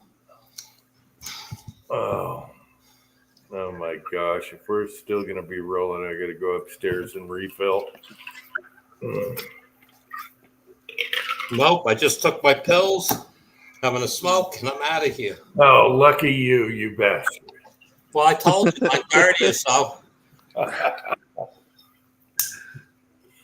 All right. So yeah, Andy's got a good idea, Jim. Why don't you take a couple of bennies and let it take effect? Yeah, I wish I had bennies. Coffee, I don't drink coffee at night. Only 2 cups in the morning to wake up, and that's it. Energy drink, there's none in the house. I've had like 3 in my lifetime, but oh my gosh, they work. Yeah. Chessboard. My problem is getting into bed is a chore. Getting out of bed is even worse. Mm-hmm. Hey, Okay. Andy, one of these days you got to. Good luck on both stuff. Andy, I got a 5-gallon bucket of zinc weights for you. Or not weights, they're sacrificial anodes. Guy I know goes down to the dock. Okay. So, yeah, I got a whole bucket of zinc for you if you want it. I just need to know where to send it. UJ's got. Oh no, UJ, you don't have my address. Okay. Trying to think. Who do you know that has my address? Got to be lots of people. I'll tell you what. I am going to go to the private chat here, and if it works, oh, there it is. Okay. I have to What the post. hell? I have to get open my. Where's my notebook? Hobby's Hobos is saying that Booze and Bullets deleted his YouTube channel, or it's gone, and he was going off on Twitter. What the hell happened there? Oh, Well, wait. I left a comment. Did YouTube delete him and he went off on them? Or is that how it worked? I don't know. Oh, okay. Here's what I think right now, because it just happened to me. Twitter's getting fucking weird right now. I quoted the Vandals HB Hotel, and I got suspended. And then I had to prove I was a real human. And then they didn't believe me. So I was off of Twitter for a couple of days. And he was talking shit about that child molester 3D printer dude that was selling his shit. So anyway. What dude was that? He stirred a ruckus. And I think he probably got in Twitter jail, and they probably fucked with him like they did me, and he probably said, "Fuck it, I'm done with this shit." That's my guess. Or he still hasn't proved he's a human. Who was he going off about? What 3D printer? I thought he was going off about YouTube, though. No, he was going off because he had some 3D files. Some STL files, and this guy that runs Defense Distributed, I think it is, Cody Wilson, posted his stuff behind a paywall. So you had to pay Cody to get Booze and Bullet stuff. And he was pissed about that. And the guy's a dirtbag. So anyway, he was talking shit about Cody Wilson. And calling him a pedo is only fair because, after all, he was diddling little girls in Thailand.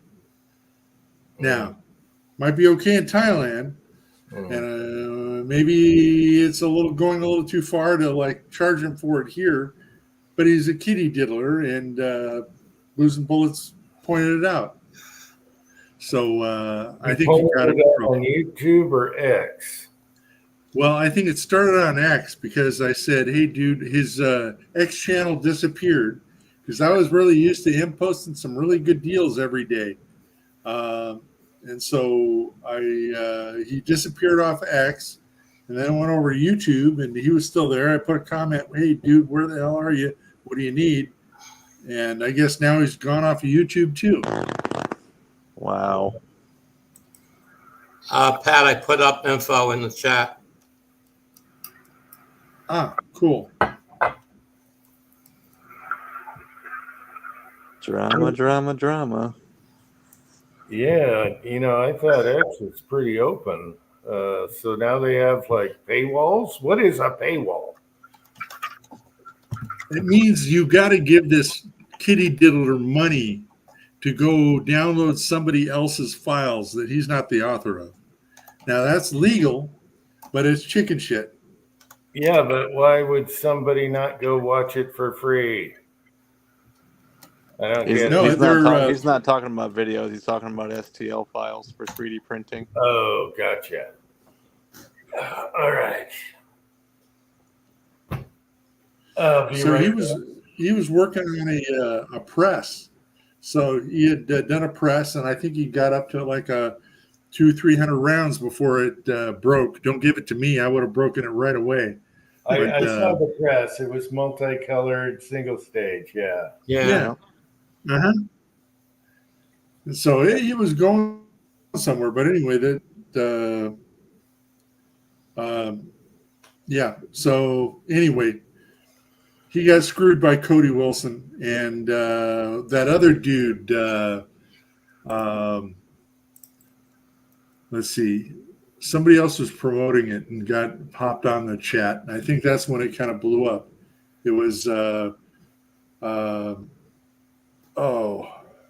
forget the guy. He's kind of like the half-shaved head libertarian, likes to shoot old black powder guns. Anyway, he was chiming in about, hey, how did I get involved in this? But anyway, too much drama for not enough. It's just like the internet. Right. All righty, guys, I'm going to bail out. Just Pat, the information's in the private chat. I see it there. You want some pen, thing? What do you want? Something? All right, so just just give me back an address so I can make a box up of whatever you want. You need All some right, lead? Andy, I might take some tin off you, but I'm pretty good right now. If you're running low and there's somebody more worthy that needs it, Needs what? hit them up.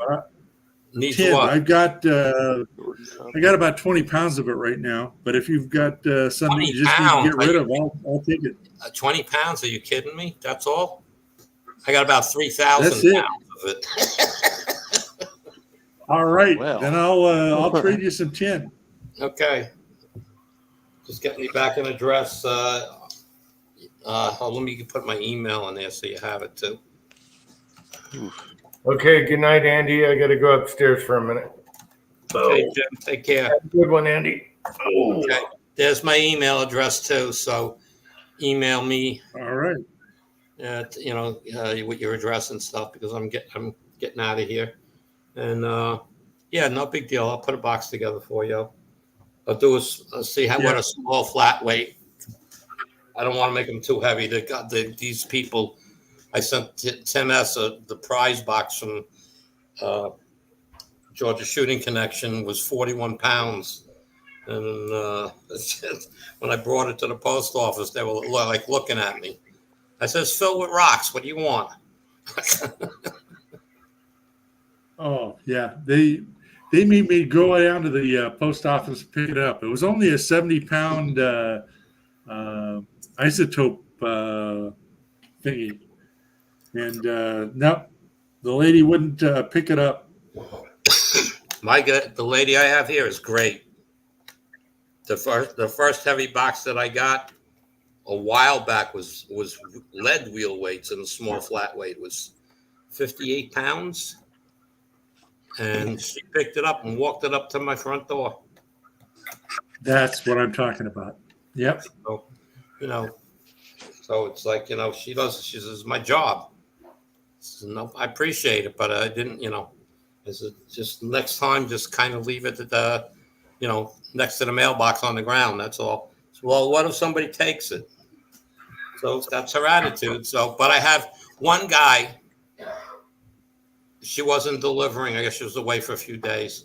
He delivered a box of zinc, small, medium, flat rate, and it just fits in my mailbox, but you got to kind of like push it in. He did that. I had to take half the mailbox apart to get it out. It's like, are you kidding me? It's like, that's how lazy the guy was. He wasn't walking it up to the house. He says, "Not my problem." Then he drove away. Yep. That's all right. I had something delivered from Alibaba, whatever it's called, AliExpress, and the guy they have local delivery people now, and he put it in my mailbox early in the morning. The mailman came and took it. Thought it was outgoing. It got lost in the mail. Oh, He didn't man. look. He thought it was going out. He didn't look. He just saw there's something in here. Let me take it. And then it got lost in the mail. Never got back to anybody. Never came back to me. Nothing. So, and I have it on my What's video. funny is So I had an ammo can full of about 80 pounds of range scrap, 50 cal, filled to the top. And I had one of these crackheads come and steal it. And I wish it would have been worth it just to film his ass carrying that thing, because I almost got a hernia, dragging it onto the porch. all righty, I'm out of here, guys. Have a good Hey, you were week. still here by the time I got back. Well, we went into All something right, else. I got to get my phone. Good I night, got my everyone. phone to write Good this night, down. But Andy. thank you, Andy. Good luck on your move, Tin Man. Thank you. My son was in the shower. Leon is howling at the door, just howling. Let me in, howl. Oh, like a coyote. Anyway, my son gets out and I tell him I'm trying to kill this chat. I want to sleep I'm going to sleep like a zombie. And he looks at me and he goes, "Zombies don't sleep." Typical. I meant mummy. Whatever. You always get corrected when you have children. Offspring, I should say.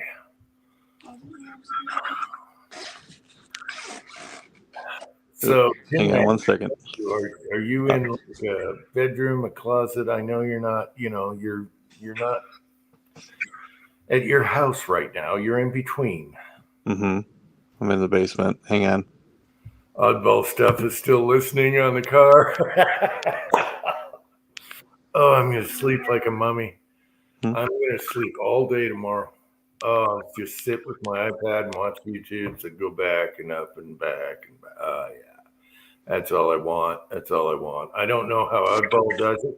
He's got a family. He's busier than hell. He's got like one day off. I don't know how you do it, buddy. I can't remember how to do that anymore. Yeah, being busy's. Yeah, you get used to being busy though. Yeah, you're doing the same thing. You got two girls. They're full of energy. You come home from work. You get 1 or 2 days off. And, how do you get stuff done? Yeah. You don't. We used to. We used to cope that way. Yeah. I don't know how I used to do it. Anyway. Yep. Things will slow down a little bit once we get our house sold. We're still getting shit out of it. So once we close on our old house, we're kind of in limbo for about a month. Yeah, that sucks. But until we close, it's getting everything out and busting ass. It sucks because you want to get into the new house and you're like, "Come on, let's go." Yeah. Like I said, closing on the old house is gonna relieve a lot of stress because that means everything will be out and everything is ready to go and just gotta wait. Yeah. It's gonna be weird closing on October 30th though, because that means that's a Thursday, and then Friday would probably move in, but that's Halloween, So I don't know what the hell we're gonna do with that. Cranky is up. Hey, Cranky, I hope the back disc thing is getting figured out. Cranky, oh, that must be awful. What? All right, I gotta turn my camera off for a minute. He needs a plate. All right. All right. You don't want to see his plumber butt.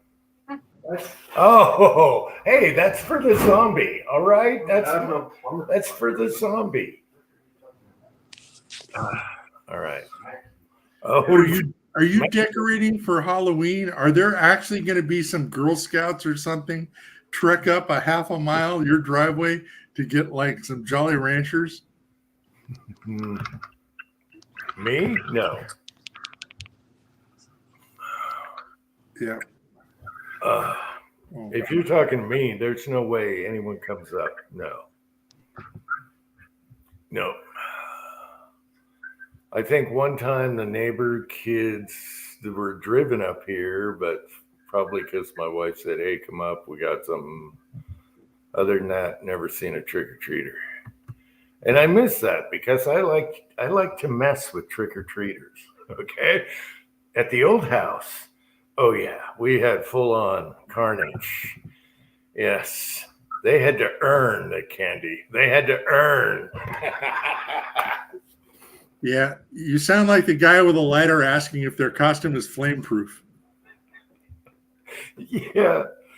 I mean, I had stuff in the walkway that would go off on them and everything. It was bad. Some parents probably didn't like it, but whatever. It's my property. Don't come here. That's what Halloween is all about. You got to earn the candy.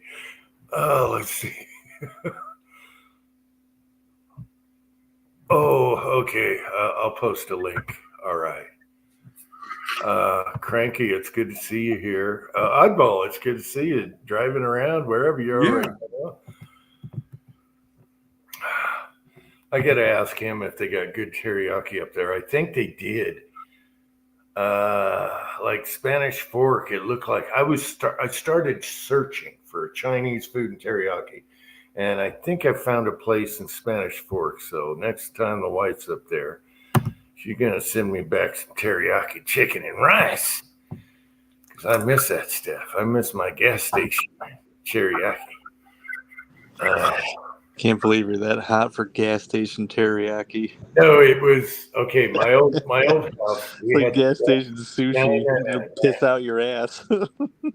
Now, my old house, we had the best Chinese food delivery, and it was the best food. And then we had a teriyaki place next to the gas station, their own business, not a gas station. Oh. And they just walk that stuff, you call them, and they ding, ding, ding, and it's hot and it's ready. And it was so good. And you could eat it for 3 days for $4.99. All right, it was huge. Anyway, I miss it. Man, you can't even get McDonald's for less than $12 nowadays. No, it was, I think it was $3.99, $4.99, and you can eat it for 3 days. Sticky rice, the beautiful sauce. It was kind of sweet with the, oh my gosh. I miss it. Now I got crappy squirrels. I don't think there's any Chinese joints in the town we're moving to. Now that you say that, but I mean it's not far away to our old town. I make Bluefish tip for me to watch the chat. I don't quite get that. He makes Bluefish type for him. Oh, I hope she doesn't hear the bad words. Sometimes we say naughty words here, just swear words. Speak for yourself. I didn't. Did I say I didn't swear all night? Oh, I've let a couple of bombs go. I'm sorry. That's all right. I'm sure they can take it. They've heard it all. They got internet now,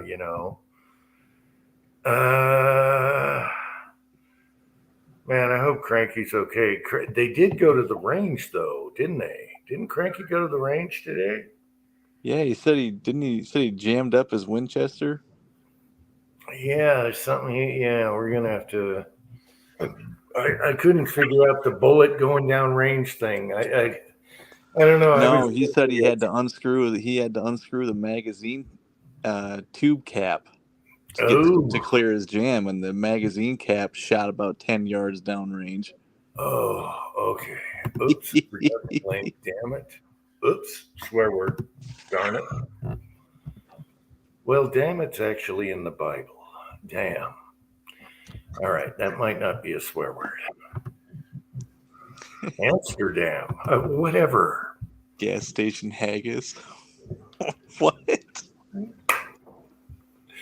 All right. I'm getting punchy right now. I'm so sleepy. I am so punchy right now. Yeah, I had a pretty good day. Okay, good, Cranky. Good. Yeah. Good, Glad to hear it. Yeah, good to get out with son, do some shooting. It's keeping up with the chat right now. It's kind of moving. Hey, your back's starting to feel better. You want to come help me move some shit? Yeah. Yeah. How about a mattress? Hey, Pat? Oh, I was just thinking, I had an El Camino, and 10 years after I got rid of it, people were still asking, hey, do you still have that El Camino? You know, it's like, no, I will not move your fucking furniture. I am so paid in advance on the pay it forward on moving. Yeah, I'm good for life. Okay, is this oddball? Yeah. How's it Because going? I got What's the up, man? button on the trigger here. Okay. I saw you have the canyon, so I thought maybe okay. Bryson or Bryson? Oh, whatever. Oh, Bryce. Bryce Canyon. Why did I Yep. say Bryson? Son of Bryson. Oh, whatever. Is there a son of Bryson Canyon? All right. How you doing? What are you doing right now? You're going Gonna go install a microwave for my dad. oh, Is it a hang up microwave? Yeah, above Ooh. the stove. Did he get the same brand or a different brand? I think it's probably a different brand. Ooh, so you got to take the mount down and remount the mount for the back. So they just barely moved in and had to redo the kitchen. So Oh, starting gotcha. from scratch. Gotcha. Yeah, our hanging microwave took a crap, and I went and bought a different brand. So I had to do a different mount in a different spot, and then drill new holes for the brackets to hang it from the cabinet. It's a pain. Oh yeah, it'd just be nice if you just slide it. If they were just all the same. Yeah, if they were all universal, that'd be great. Universal. Tin Man. And then I had to drill a different 1.5-inch hole to fit the power plug up through the cabinet too. So now there's 2.5-inch holes in that cabinet. Tin Yeah, Man's because it has to be on the for other side. If you can't tell, I've done it before.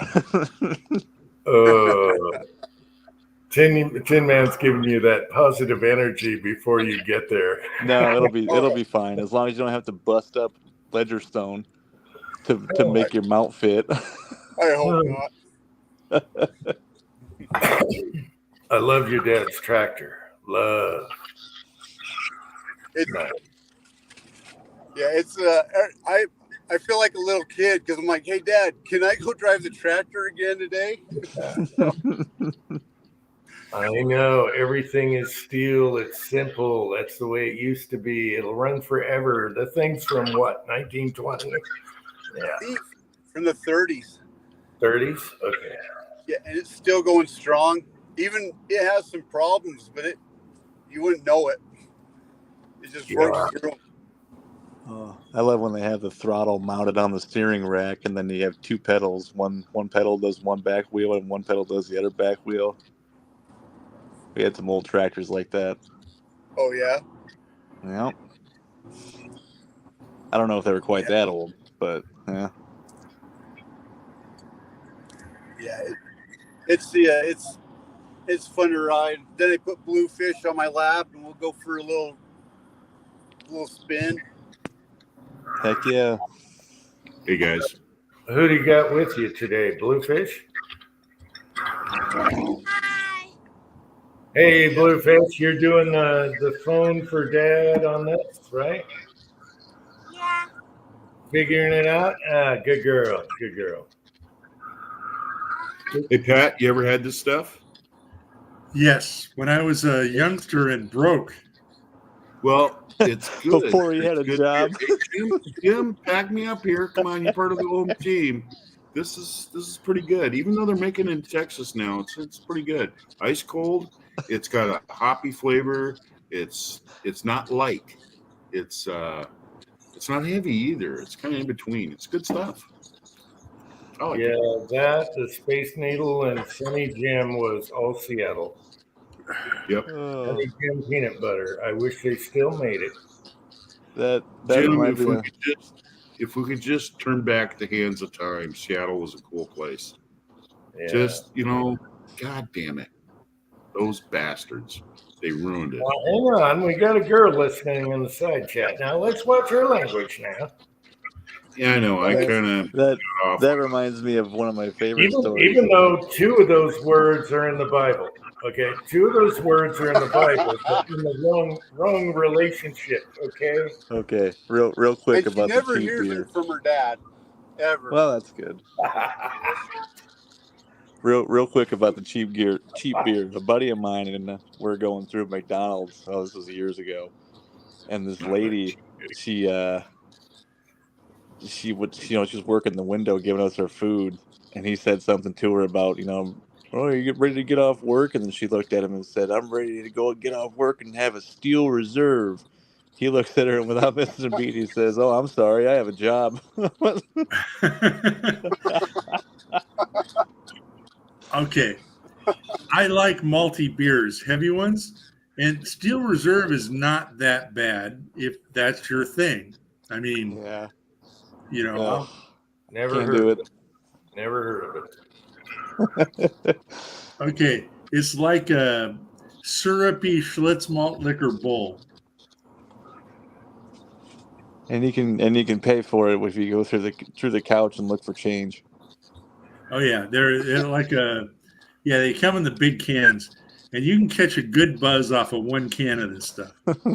So I mean, back in our day, it was like Old English 800.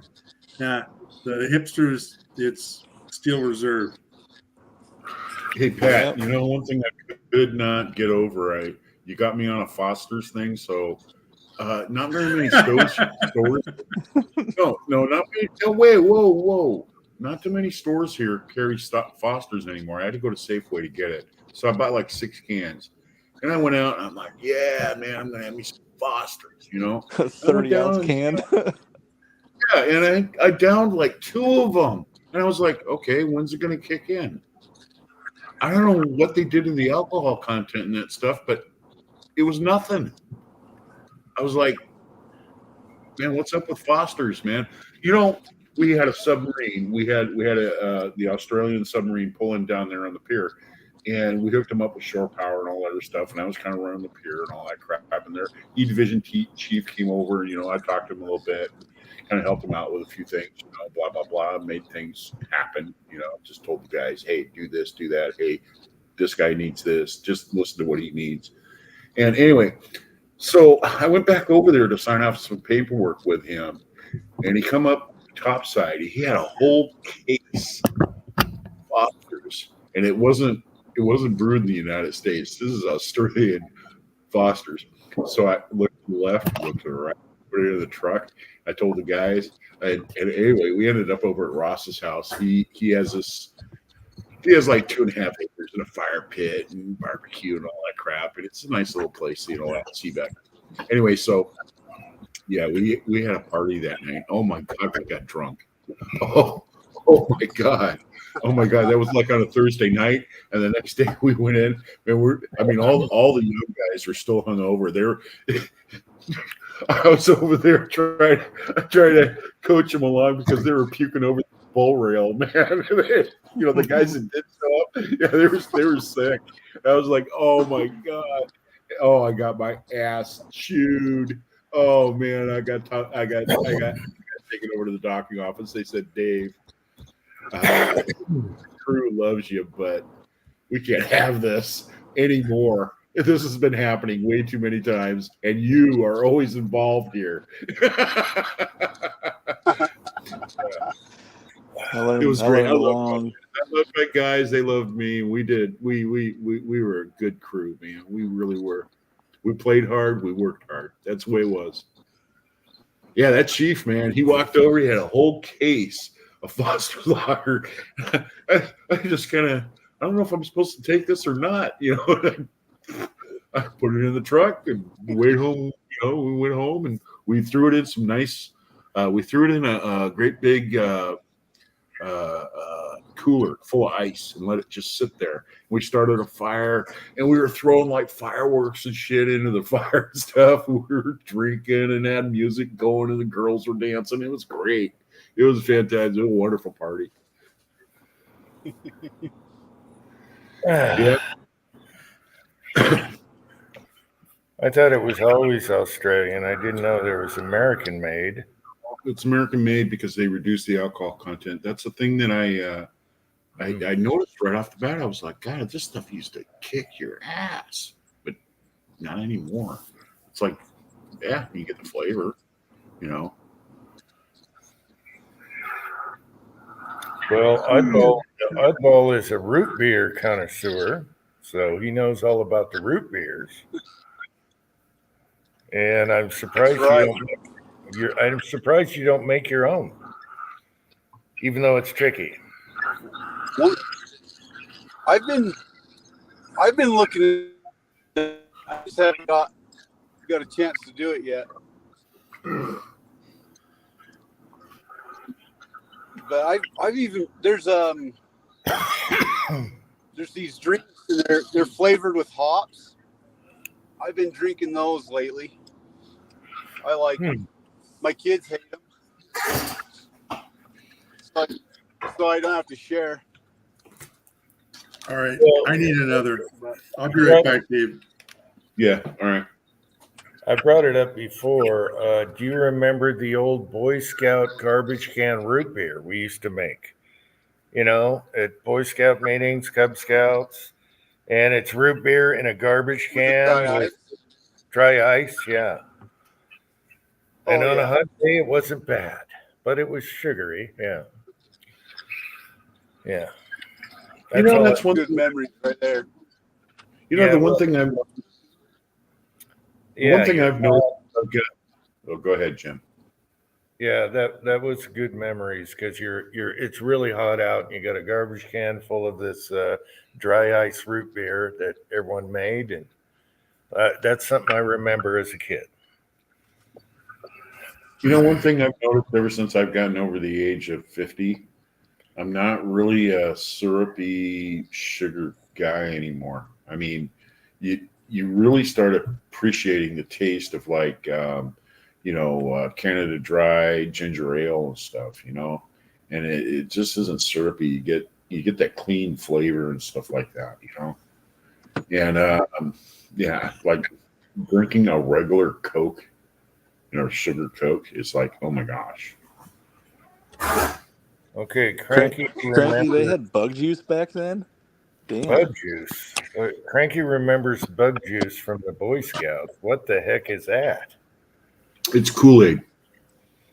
It's you ever went into a restaurant and they've got those mixers, those old mixers, they were plastic, they're real big, and they had that fountain that constantly, flowed, and you just fill your cup up. In the Navy, they call that stuff bug juice. Comes in a big packet. You just put it in, add water, boom. Okay. I remember bug juice. They come in like a little 8-ounce plastic bottle, and the gas stations all sold it around here. It's pretty much just Kool-Aid, yeah. By the way, Kurt, I want to let you know something. I don't envy you at all, and buying another house and all the stress. I don't envy you at all. Honestly, the stressful thing is making sure my old house sells. Once that's done, buying a new house ain't shit. I've already done all the stuff with the lenders, just waiting. But that's another thing too. Now you're into a bigger mortgage, and you feel like you just dug your grave and you left one. Nah, I'm okay with it. Oh, he's stoked. He's stoked. He did it quick. I didn't. We think need it. Yeah, I didn't think it'd happen that quick, but he got her done quick. He's got to be right now. Well, I really wanted that house, man. As soon as I saw it pop up for sale, I did what I had to do. I'm glad you got it. Okay, how the whole thing started was he saw a house. He was looking around, which got him in trouble. I've been looking for a year and a half. And he found this cool house, and ever since he couldn't get his mind off of moving and getting a house. And it's just like A Fistful of Dollars, the movie, where the guy made the safe. The carpenter made a safe for a bank that looked like a cabinet. And ever since, he couldn't get his mind off it. Yep. So All Prozac's dropped off. I got to run, but it was good talking with everybody. Hey, Eyeball. Nice to see you. Blue- yeah. All right, you guys. Have fun, Eyeball. Hey, Good luck with the microwave. Good luck, man. Hey, thanks. Have a great night. Yeah, you too. Good night, guys. Bye. All right.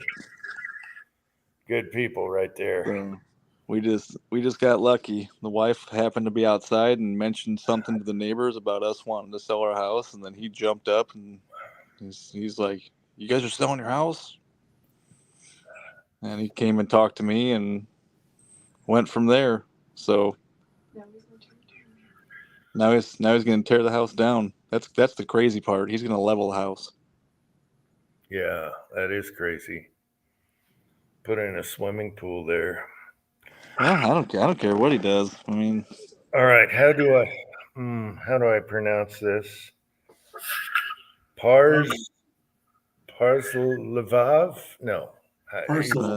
Percival, like, yeah. Oh, Anyway, okay. this is the same dude that wants to shave his head. Yeah, I've seen his little ass on the side chat before. Shave his head. Little ass. What are you talking about? Anyway, cheers. oh, he wanted a link because so he could come on and shave his head live on the. Damn, good memory, Pat. Wow. Speaking of which, this could be him. No. You must Maybe. drink ginkgo biloba. Oh, oh, there you are. Oh, there he is. No, it's not ginkgo. Hey, Pat. It's Pat, I wanted to show you my new modem. I just got this in the mail. I bought it. And the thing is, though, there's no place to plug in my phone. I got a landline. And this will plug in to the wall outlet. Okay. But there's no place to plug in my phone to this thing. Yeah, those are all RJ45 connectors. So your phone, okay. RJ11 or whatever that is. all right. So They make an adapter, don't they?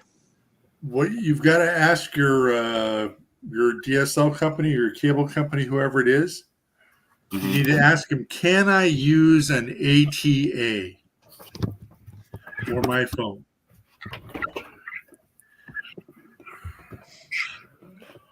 ATA. All right. Yeah, and I'll ask the technician guy. He's supposed to come over on Monday because he's going to look at the other, the box that I'm using right now. That's the one that keeps cutting out. Wait, Okay, didn't we determine that it was an ISP issue and not a hardware issue on your end? Yeah, it wasn't inside your building where the problem was. It was between, your house and their central station. My guess would be a grounding block or the cable itself going to your pole or whatever. Or I guess or it's or a the major- pipe They already ground. came out once. They checked the line. Well, maybe. They already came out once and they checked the line. And the line was fine up to the house. So, okay. where it comes into the house, it connects into the internet box that they gave me, which has a plug-in for my phone. That has a plug-in for my phone. But that modem is like 15 years old. Well, that might be your culprit then. Yeah. Give it a shot. See if Like I anything else. said, and I'll see what the guy has to say. He's supposedly supposed to bring another modem, to see how it works and, see if that fixes it. And what I'll do is I'll just, ask him I'll show him this and then just say, if I replace that one that I'm going to rent from you with this one, can I use an ATA? Yeah. So just ask him if you can use an ATA. And that's, if you can, then they're like $20 new and $5 used, and that'll work. But that's, you got to ask him, can I use an ATA for my phones? Okay, guys, should we take another risk tonight? We did it last chat, right? I don't think so. I say yes every time. Hell no. my No. God, We got no. Percival on here wanting to get on. I can see him. His head's not shaved though. It's short, but it's not. It's sketched, but not shaved. You guys don't want to take the risk? No. Everyone's saying. Here's another thing I wanted to ask, Pat. When I got the instructions for this thing, I'm sorry, Jim. I apologize. Go on, please. Please, no, that was rude of me. 3-1. No, that was rude of me. No, he wasn't doing that because you interrupted him. He's doing that because he can't believe we said no. He's doing what? I said you're doing that with your hands because you can't believe we said no. Okay. Mrs. Tinman says, let's see. So she says, do it. See, she's a risk taker. Okay, and she just wants free dick pics. I'm pretty sure. Oh my gosh. She needs variety, Kurt. All right. Whatever. She needs variety. Spice of life, I guess. Dave. The only reason So I anyway, said no. what I was going to say. Okay, step 1. It says plug your modem in the same way that you're replacing. Wait 5 minutes. Blah blah blah. Modem power up. It says connect the end of the phone jack to the cord DSL port on the modem, the green port, and it'll take 4 to 6 minutes. And it says step 2: turn your computer on or restart it if it was already on when you plugged in your modem. It says connect one end of the Ethernet cable to the device or computer and the other to the end of the modem. So is this going to work over Wi-Fi, or do I have to go this whole fucking thing with the Ethernet thing and try to find a port on my computer to plug it in? Okay, so 2 things. First off, if you can, it's better to plug it into your computer with a wire. That Right. cuts out like all pages and pages of fucking utter bullshit if you just use a wire. Right. Yeah. Now, does that thing have Wi-Fi on it? Yeah, it says it's Wi-Fi, Is it a Bluetooth? Wi-Fi. Okay, then that's fine. But after you plug in with a wire, you have to go into the modem and then set, your SSID and password. Right. And you With do a that cable. through your provider, right? No, you do that from your computer at home that's plugged in with a wire. Okay. Okay, so you have to Do do I the have to setup. use the wire? You have to use Do the I have wire to to do the setup. Oh, you might get Oh. lucky, but there's one sure way. Plug a wire in from the modem to your PC and then go into the default page. It's going to be probably 192.168.1.1. Hmm. And then go in there, and then it's going to tell you to log in. And on the bottom of your little modem there's a sticker, and it's going to say what the password is. So right on the bottom, if you look at that sticker, it's going to say Wi-Fi. It's going to give you your password shit. Come in. I'm gonna go to Charburger. Right. Want chili fries again or not? So do you want a combo with your double bacon cheeseburger? Yes, please. That's very nice of you. Combo or chili fries? Yeah, this says right here, it says Combo, or do you want chili fries instead of fries? It's Charburger in the corner, right? No, Charburger's the one. Oh, then chili cheese fries. Pat, Okay. Wi-Fi FI6 certified. You know? Yada yada, and then there's going to be see where it says the serial number there. Yeah. Mini. Okay, that's probably going to be your password. Okay. Look up here. Okay. Well, wait. Ah, The thing's already set up. So see where it says what the SSID is. Blah blah blah. Uh-huh. Okay, and the wireless password. Yeah. Okay. So look, you don't have a cell phone, but what do you, okay. You're going to see that SSID when you search for devices, and go ahead and connect to that. And then it's going to ask for a password, and type the one that's on the bottom. You'll get on Wi-Fi. Okay. All right. Cool. Problem solved, except for the phone. Because if I plug my phone into the regular wall jack, I'm going to get that staticky thing. Okay.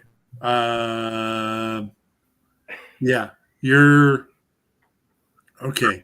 So you got like some, are you paying more than $30 a month for your internet and Yeah. phone? Are you Yeah, spending it's less like it. Well, the thing is, though, is that it's only 10 10 megabytes or something, and then 1 megabyte of upload. So it's real low. Yeah. So, okay, let me put it this way. If you're spending more than $100, we got to do something different. If it's $50 or so for a phone line and DSL, all right, fine. Right. So what you got to ask him is, hey, I want to use my own ATA for the telephone. Can I do that? Yeah, I'll ask him that. Yeah, ask him that. And if you do, then we get you a little Cisco or Yealink box, and you can plug your phone in. Cool. And Hopefully if they say no, then you're probably going to want to get something different. Right. Now, I'll have to go in a whole different direction. I'll have to go and, go with another carrier too, probably wireless. We'll see. Yeah, it could be any. I don't know what's up there. You'll have. The only thing that we've got in our neighborhood is CenturyLink. That's it. oh yeah. Yeah, so it sucks. You don't have Comcast also? No. Really? Yeah. Actually, what happened was that CenturyLink bought out the contract that Comcast had. We used to have Comcast, but they sold to CenturyLink, and now CenturyLink runs it. And I am really, really tired of CenturyLink. I am so sick and tired of those guys. Yeah. I mean, I feel like, can I solve this problem just by going down to like, I don't know, Verizon or, some of these, like a cell phone place? No. I still Well, have to okay. have a carrier for internet. I still have to have a carrier for my internet, right? If they have fiber, that'd be cool. That'd be really cool. Have you asked around your neighbors?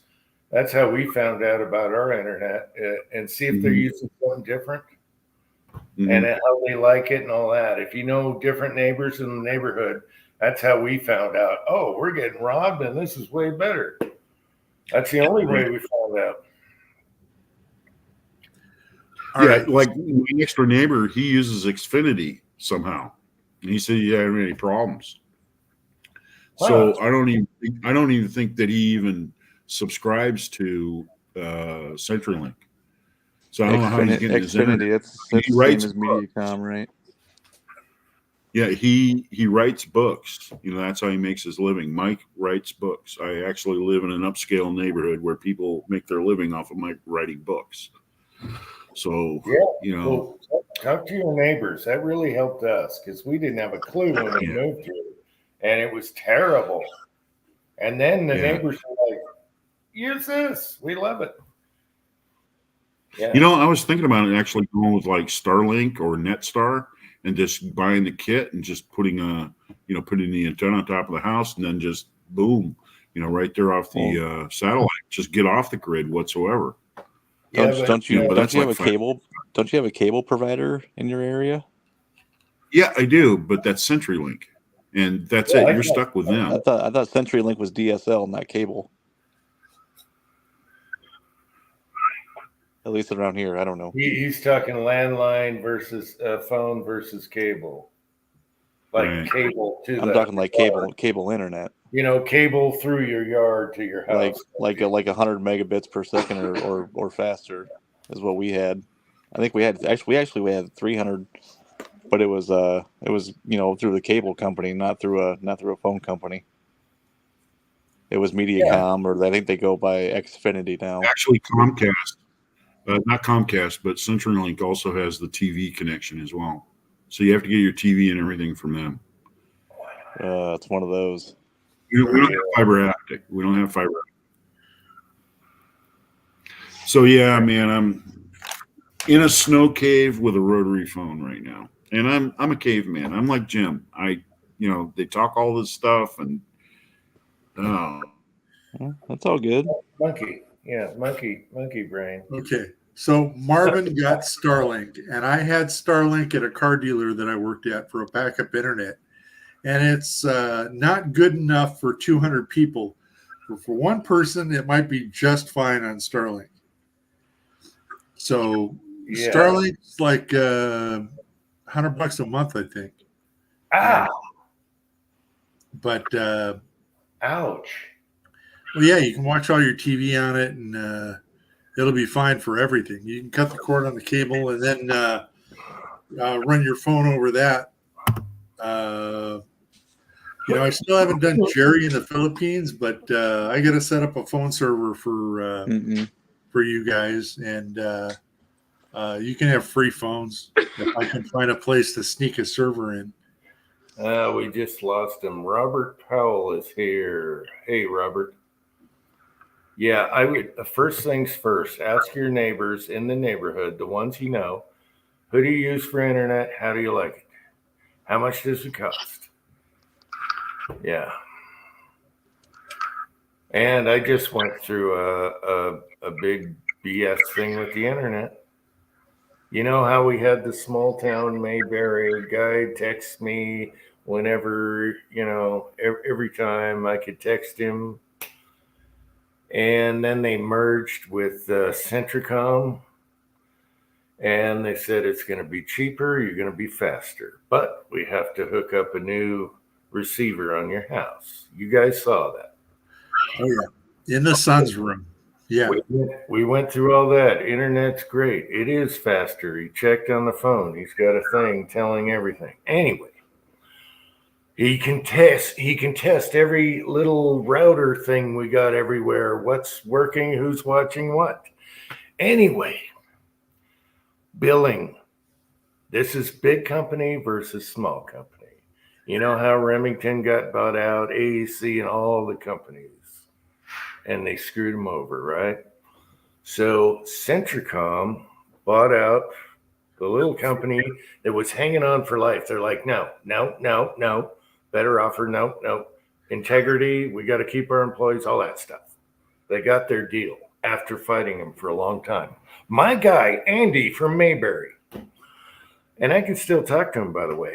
Anyway, we get a bill, and the first bill is the same price with a back charge.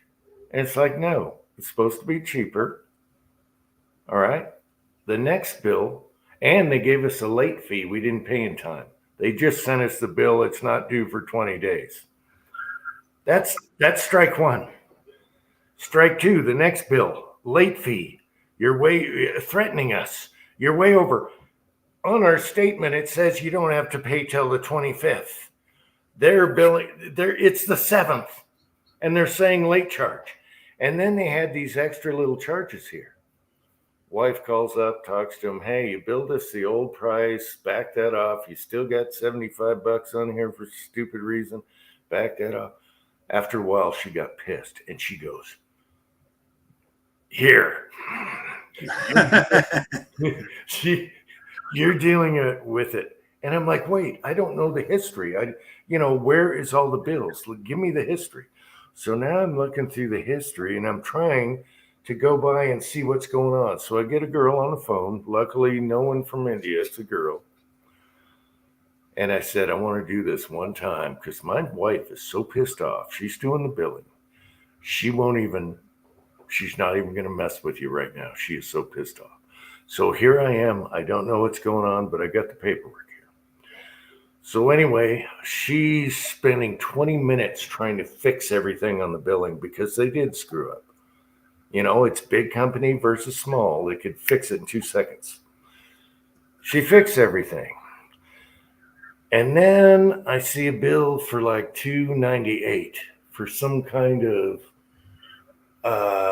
rental equipment or something. It's like, no. So we wait for the next bill. And right now we're waiting for the next bill, because we're doing it monthly until they get it right. And once they got it, seems like they got it right now. And then my wife caught that $295. I called the installer that was here. It wasn't Andy, my guy, that is a good guy. He loves James and everything. We're friends. But the guy that came and installed, he texted me back and said, hey, I consider you, I loved having a good time at your house, and you guys are awesome. Your son's awesome.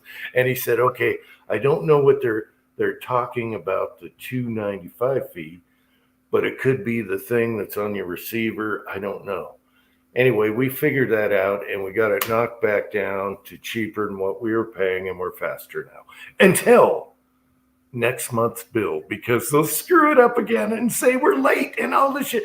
And I told the lady, I want this fixed for the last time, embedded in your computer. You know, I was Clint Eastwood style when I was talking to her about this. I want it embedded because next month I don't want to see this again. And that's big company versus small company. Yep. Man is here, I think. He's blue now. Okay, there he is. Oh. I keep hitting the done button on the top left corner of my phone. Instead of hitting it on the bottom right to send the chat to the side chat, and it keeps closing the damn window. Yeah, when I'm on the iPad, like on Pat's chat or whatever, if you click the wrong one, it kills you. Yeah. Yeah. That's the third time I've done that so far. You think my dumb ass would learn by now? I've done it like 5 or 6 times in one chat. Anyway, stick with me, people. Mayberry, they would have been boom, bang, pow, 5 minutes, I'm done. They had to go through their huge company and computer system for 20 minutes. But she was very nice. She was American. And she's like, yeah, okay. I'm so sorry. Well, it's good they got it straightened out, hopefully. Yeah, now the dish is another story. You get a guy from India. I can't believe people still pay for satellite TV. I want to kill it so bad. The wife has one show she has to watch on the whole satellite dish, and it costs lots of money a month. Yep. I want it done. I want to find the sticks or whatever you guys are using to watch. If you want to watch a football game, fine. If you want to watch golf, I want to find that whatever it is. It's not Peacock or whatever you guys use. No, that's one of them. That's one of them, but they don't cover everything. No, Yeah, so go on imdb.com and look up her show, and it'll list what networks it's covered on. So more than likely, it's on Amazon Prime, or it's on HBO Max, or one of those. And you can just do like Amazon for $100 a year, and then like $10 a month for her show. It's $150 a year now. They jacked it up. Yeah. All she has to do is wait a year or two and get it downloaded cheap. Or it'd be on a DVD set on a thrift store for $2. Series, yes. It's not a Lifetime show, is it? No. Okay. It's some kind of medieval romance. It's kind of racy, actually. I was like, what the hell are you watching? Medieval bush smut. There's parts, yes. there's parts in there, and I was like, we have porn on cable? This is awesome. No. She didn't watch it for that. She likes the story, whatever. I don't know. That's the only thing hanging on. I say kill it. Kill it. That's so much money a month. Anyway. Yeah, my wife and I have never once paid for a television service ever, besides like, whatever, Netflix and shit like that. It's all been streaming stuff. We've never had cable TV, nothing. You guys are going to have to figure, I don't know about the stick thing and all these things. People use Amazon, they use Peacock, and I don't know what's. Oh, and the possibilities are endless. Some people have to have certain sports, or it's all online now. It's all streaming. I don't care so much about. First thing I want to kill on the dish is all the movie channels, because they're useless. They are garbage movies that you never see that we're paying for. Mm-hmm. I do like their sports stuff, because you can watch 4 or 5 screens at once, to see what hole you want to watch playing and all that, especially in the golf. I like that, the football packages and all that. But, football is woke. So I don't watch that so much. I don't know. I love college football, but that's already on TV. So I don't.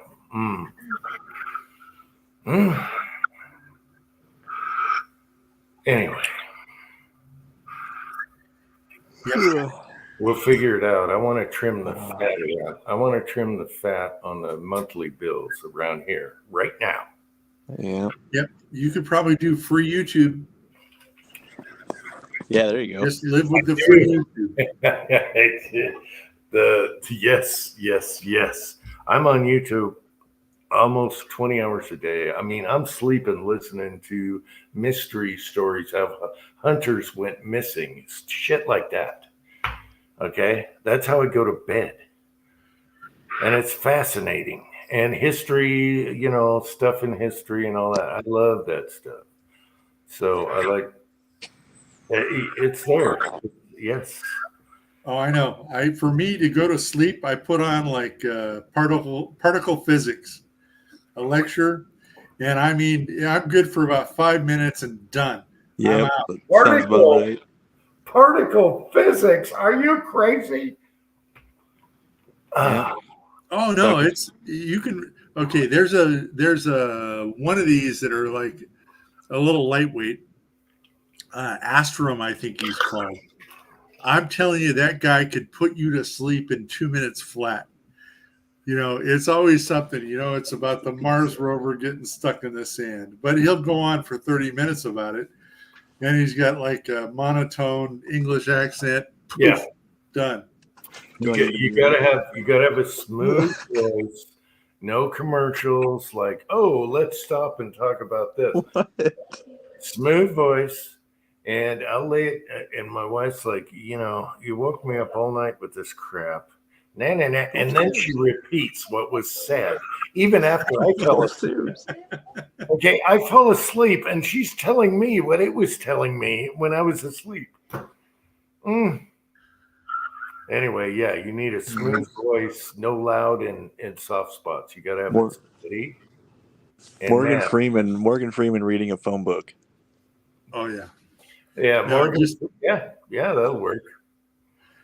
I tell you, if you want to go to sleep fast, just do a search for quantum chromodynamics. No, I'd rather. You might as well watch it in German, because you ain't gonna know what the hell they're saying. I'd rather hear about strange things in history that are true and all that stuff. That's what I like. I've been on the missing hunter thing because it's very interesting.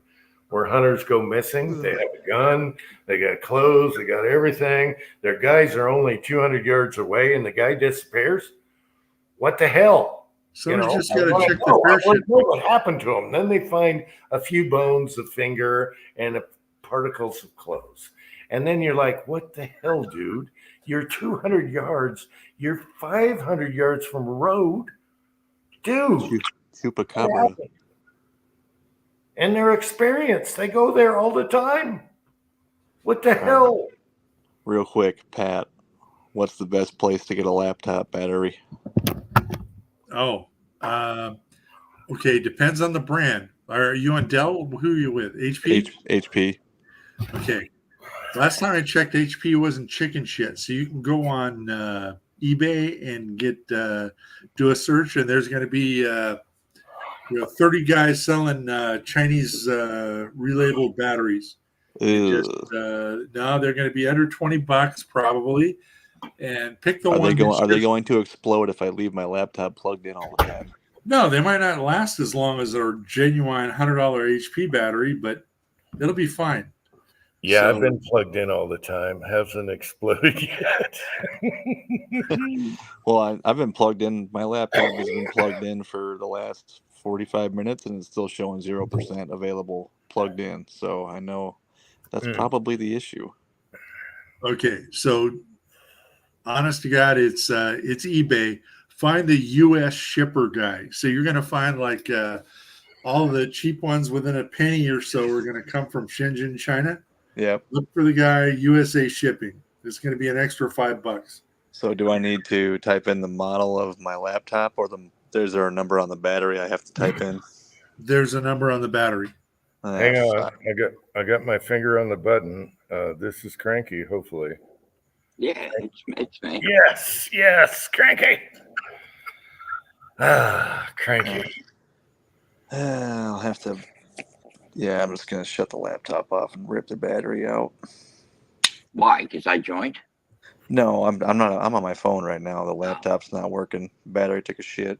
Yeah, but if I even open StreamYard, I'll get about 10 seconds. No, Even- Tin Man, try taking your battery out and snapping it back in. That worked for me once. This is a 7-year-old laptop. I'm pretty sure the battery's shot. Yeah, I've had a couple HPs. Zoe had one, and she's got one now. And they're shitty batteries, so no biggie. They're 18650s. If you really want to get slick, then get your heat gun and a screwdriver and change the batteries. Yeah, I've got a bunch of 18650s laying around. Wouldn't you know it? Yeah.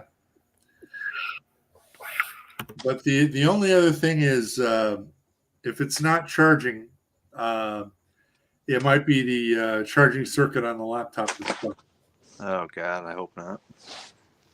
Yeah, but if it was dead, then give it some time. Laptop's turned off right now, right? It is now, yeah. Oh, okay. It was on. I mean, I wasn't doing anything on it, but it was just on for about 45 minutes, maybe an hour, and it still showed 0%. Try taking it out and snapping it back in. It worked for me once. That's what I'm doing right now. When I thought it was dead. It was a connection thing. It has to be like totally lined up with all those little stupid wires and shit. Yeah, there's only one way you can put it in. I know, but I did it and it worked. Well, I'll give it a shot. I'll leave it sit overnight and see what happens. Try sacrificing a chicken over the keyboard. I don't have any chickens anymore. What happened to them? They have been rehomed. Patience. Two of my best friends split them up. Okay. Huh? Yep, we're gonna get more probably next year. Oh, poor I'm gonna miss those eggs. Oh, those are good eggs. Mm-hmm. All right. No, it's better to put a laptop battery in it because if you get a portable power supply to run it, the thing's going to weigh like 20 pounds, like 3 times as much as the laptop. So you're not going to, you need an AC inverter running through a power brick NAT. William Manley says they each took half a chicken, ? No, one took 5, one took 3. As far as I know, they're all still alive. You couldn't have stashed them in the car or something? For a month and a half? Oh, yeah. Just open a window, put a blanket down. They'll be fine. Sure. 8 of them. Cranky? 8 chickens in a Jeep Grand Cherokee. What could go wrong?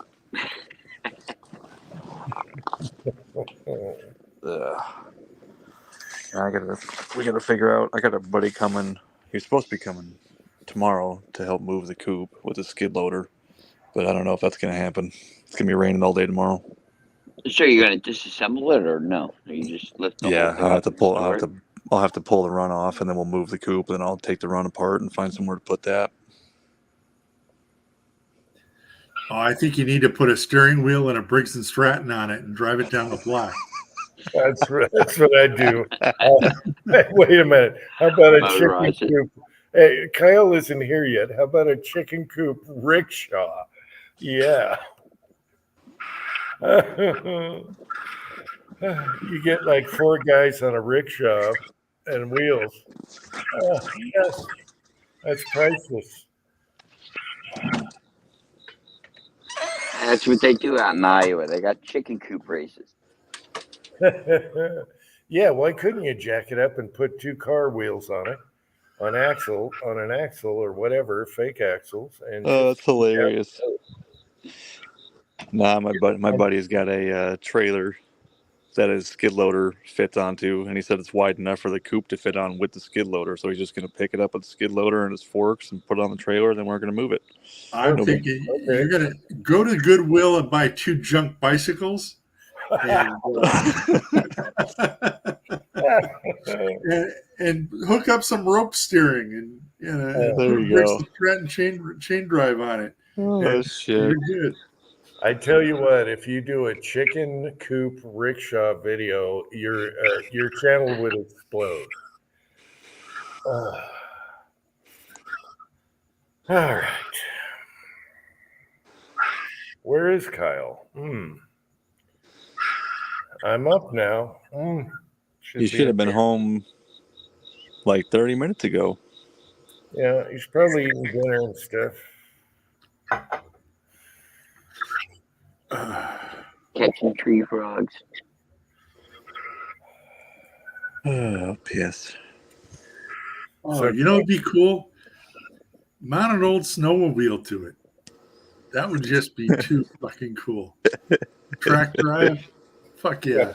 A couple skis, you're good. Wait till it snows, you're good. Yeah. I've only got like 8 days to move it. I don't have that much time.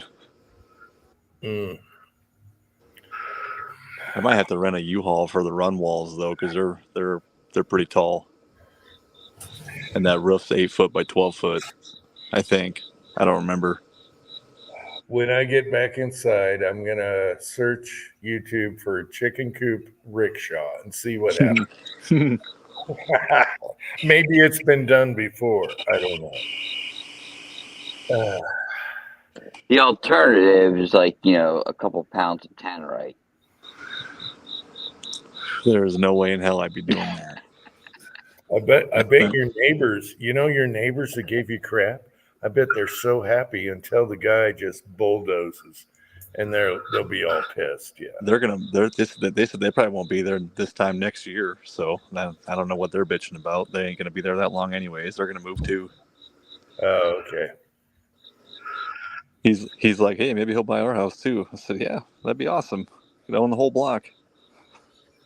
Oh man, that's a hell of a scam. Could you imagine like buying a shithole house, getting the chickens in, and then have a community buy your ass out to get you out of there and just move on to the next one. A good idea. Yeah, hell, you can move on to raising rabid rats.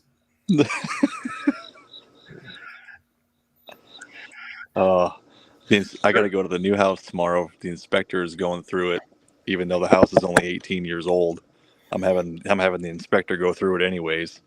Oh yeah. I'm gonna have him see if there's an easy way I can shoot some cables down from the attic to the basement, because there's a drain pipe. I don't know if I could fit them around where that drain pipe is though. Or like a roof vent, for the plumbing.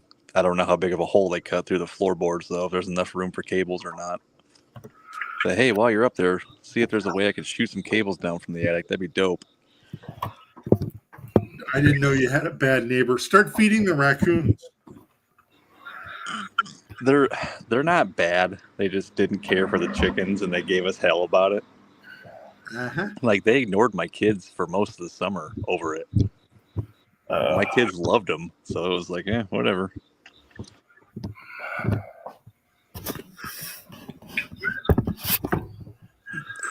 The new neighbors might hate them too. Who knows? That's all right. I won't give them any eggs. Those eggs are delicious. There's always that one neighbor. You always get the one. Well, the one neighbor's got a bunch of kids' bicycles out front, so at least my kids will have somebody to play with at the new Hell, house. you don't have to go to the thrift store. I'll be right back, guys.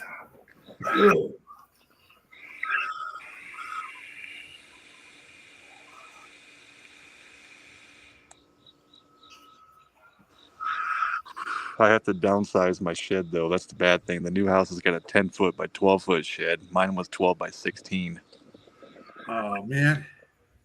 So where are you going to cast in the new house? I haven't figured that out yet.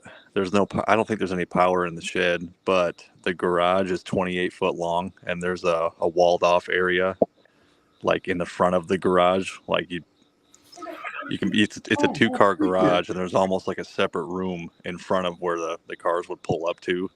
I put my toolbox and shit in there, so maybe there. I don't know. Maybe I just leave the stuff at Grandpa's house and go over to Grandpa's house to cast. He don't give a shit. He's got a 4-car garage.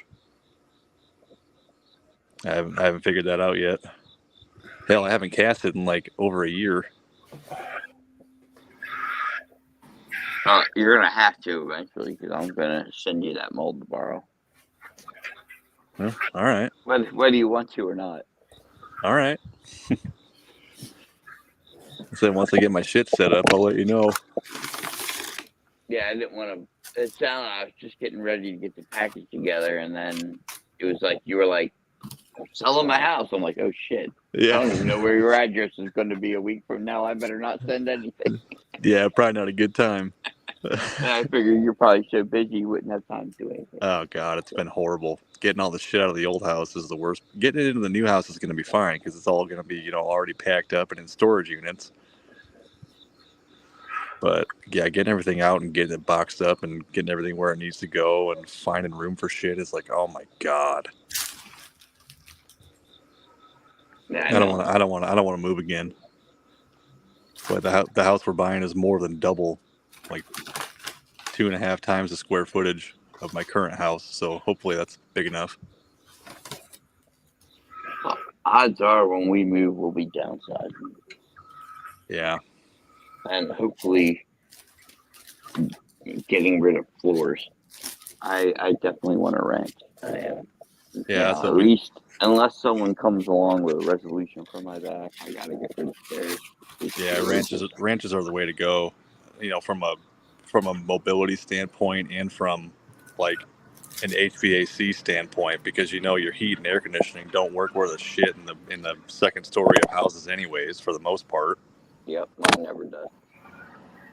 Like I grew up in a 2-story house and we had to have window air conditioners upstairs, even though it has central air. Yep. In certain rooms I do. Certain rooms.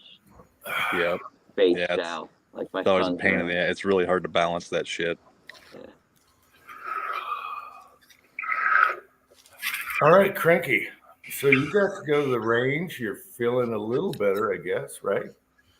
Yeah, I mean, in general, for the last, month, it's like I have a couple of good days and I have a whole pile of bad days. I've had a couple times where I've made it like 2 days in a row with no pain meds, and then I'll need pain meds like from the time I wake up to the time I go to bed, like, the third day. It's just, I have no idea. No one's been able to give me a clear answer yet on everything that's causing my issues. So yeah, the surgeon I last saw, he's convinced that there's something else pushing on the nerve above where I had my surgery, because all the reflexes in my legs are hyper reflexive and they should be dead after 3 back surgeries, and they're not. So, and yet the reflexes in my elbows are fine. So he thinks it's somewhere, you know, in the spine before where the nerves for the legs branch out, but below where the nerves for your arms and everything branch out of the spine. Because where I lose the strength, like you get the pain, a lot of the pain is sciatic pain and numbness, stuff like that. It's all sciatic where they did the surgery. But I have a lot of like lost strength in my right leg that will come and go. I have days where I'm fine. I can, like, I'll start doing steps, and maybe by the top I realize that I can't really. I have to do like the last step or two assisted. You know what I mean? Like I start to lose strength in my leg. And then there's days where it's so bad I got to take the steps one step at a time with my left foot first, and pretty much dragging, my left leg. So like I'll feel like I got like a 15-pound ankle weight on my left leg. It feels dead, and everything. And those nerves branch out.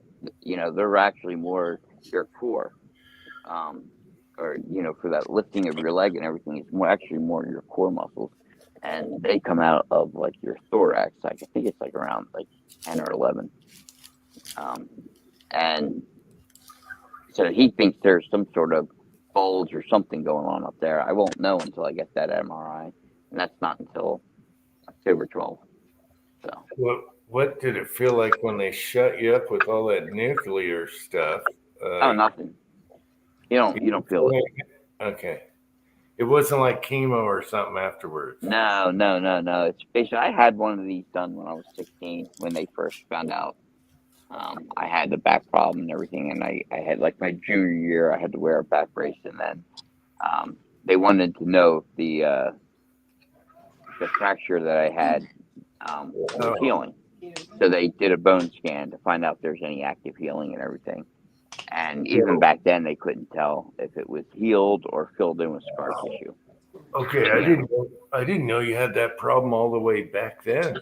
Oh yeah, I was born with like a spinal issue. It didn't bother me until I was a teenager, in wrestling and everything. And like my junior year, I had to wear a back brace for like half the year. Wow. Yeah, that kind of sucked.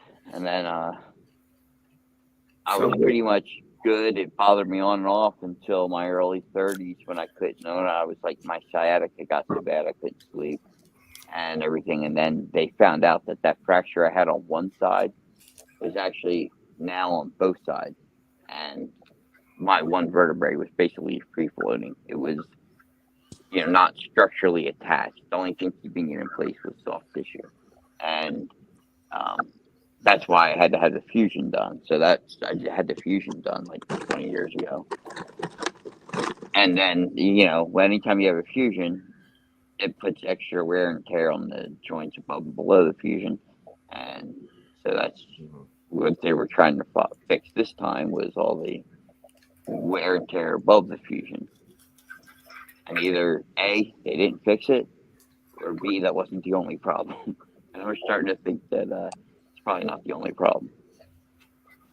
Okay, this is weird because when we did one-on-one with Uncle Jim a long time ago, we never covered that you wrestled in school or your back injury back then. That was never covered, and I thought we covered everything on one-on-one with Uncle Jim. No, we probably never got to all my entire high school career. No, we didn't. Yeah, but we start from the beginning, and I guess we missed that. You jumped right to the gun stuff, probably. Okay, yeah. When did you first shoot a gun? All right, I got a little cute on the questions too fast. All right, let's see. Tin Man saying, "Sorry, missed the side chat." Yeah, I'm gonna shave about 10 minutes off my drive to work. That'll be nice. Oh, so you're closer. Yeah, literally the town I used to live in and the town I'm going to live in are 10 minutes apart. It's not like my old house, my new house is probably right around 10 minutes. So yeah. All right. Well, 10 minutes is 10 minutes. Yeah, it was a 50-minute drive before. It'll be like 40 now, maybe 35. All right. What are you eating? Because I know Yeah, West. and you're closer to the range too, right? Actually no. No. I'm eating pretzel nuggets. I was wondering what you're eating because I know Pat's eating now. He probably got his burger by now. That's why he went silent. We had pizza for supper, and I'm eating pretzel nuggets. That pizza is not sitting well with my stomach. Mm. It's probably the pineapple. Oh no. No, I was just at home run in frozen pizza. Hey, you know that one bite guy, Cranky, the one bite, everyone knows the rules. Yeah. He gave 3 people in Pittsburgh an 8.2, which is huge for him. So I guess he couldn't believe in Pittsburgh. He found 3 pizzas that were all tied. 8.2. Yeah.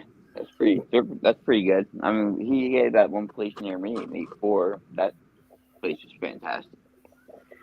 Yeah, what was that place? That's Lilo's. Okay, yeah. Yeah, and their cheesesteaks are even better. Their cheesesteaks are like top notch. One of the best in the country. I'd be all over the cheesesteaks for sure. Yeah, they're to die for. Oh, baby, you're lucky. You know, when a place is so good, they don't do delivery because they just couldn't keep up with it anyway. If they, you know. And a lot of them take cash. They're like, no credit card. F you, we're not dealing. Just boom, give me cash. Yeah. Yeah. So like, if you want, you got to come get it because, you know, they're making them as fast as they can. Mm-hmm. Yeah, you're lucky that way. You got a lot of good food around you. Yeah, that's about the only good thing in Jersey. Chicago, I mean, that and Chicago you is do pretty have good food access too. to a lot of medical shit. You know, we got a lot of good hospitals and shit around. But I just happen to not find a good surgeon this time, I guess. I don't know. So, Pat, you have a good burger or whatever? Yes, it was really good. I'm in the back house and there's no napkins. And I got Thousand Island all down the front of my shirt. And I found myself a paper towel. And then it was like, oh, Pat, don't wipe. Pat. So, yes, it was good. Was it a Reuben? No, it was a double bacon cheeseburger. Oh, well, Thousand Island. Gotcha. Yeah. Wow. Yeah, that's good. And there's a large chili cheese fries over there talking to me right now. Yum. Saying, you will pay, is what it's saying. Yeah. Yep. Yeah. That sounds like too much. Yeah. Oh, but they're so good. I don't know. I like fries crispy. I don't like crap on them. I know a lot of people do. I don't like crap on them. Some people put gravy on them. What the hell? Don't you like fries? Anyway.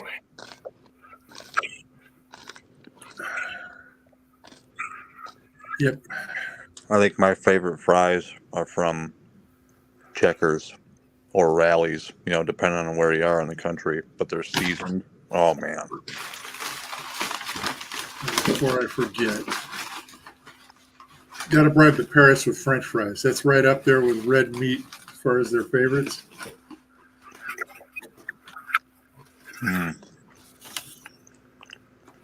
They sell them at Walmart, Checkers fries. I think Arby's has really good curly fries, too. I'll be right back. We've got to give the parrots some French fries, so they're going to feel like we got to give the parrots some junk food. Mm-hmm. Yeah, so I jammed up the Winchester for the first time. Yeah, what happened there? You were talking about a bullet flying down. Another magazine tube cap. Yeah, that was the magazine. Yeah, it's like, you know, kind of like, I guess, first time you take apart in 1911. Okay, gotcha. You know, and it's like, He so undid the screw and it went flying, right? yeah, Yeah. because we had just switched over from the 25-yard range over to the 50, and it was, you know, I had just broke out the Winchesters, first time shooting it, and I was, you know, wasn't really even paying attention. I was just on automatic, just loading it, talking to Dylan while he was shooting, you know, next to me, and I went to go rack it, and it wouldn't close, and I'm like, what?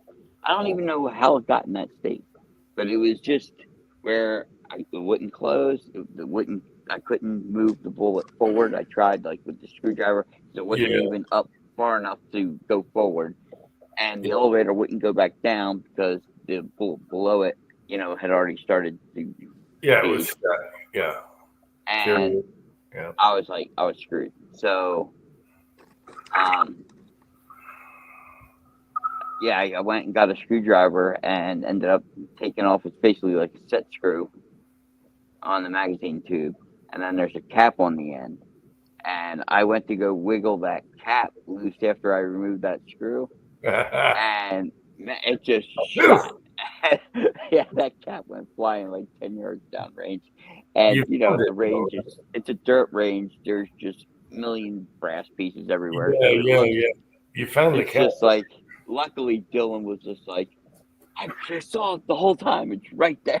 I was like, oh, good. Oh, that'd suck if you lost. Yeah, if you lost the cap, that would suck.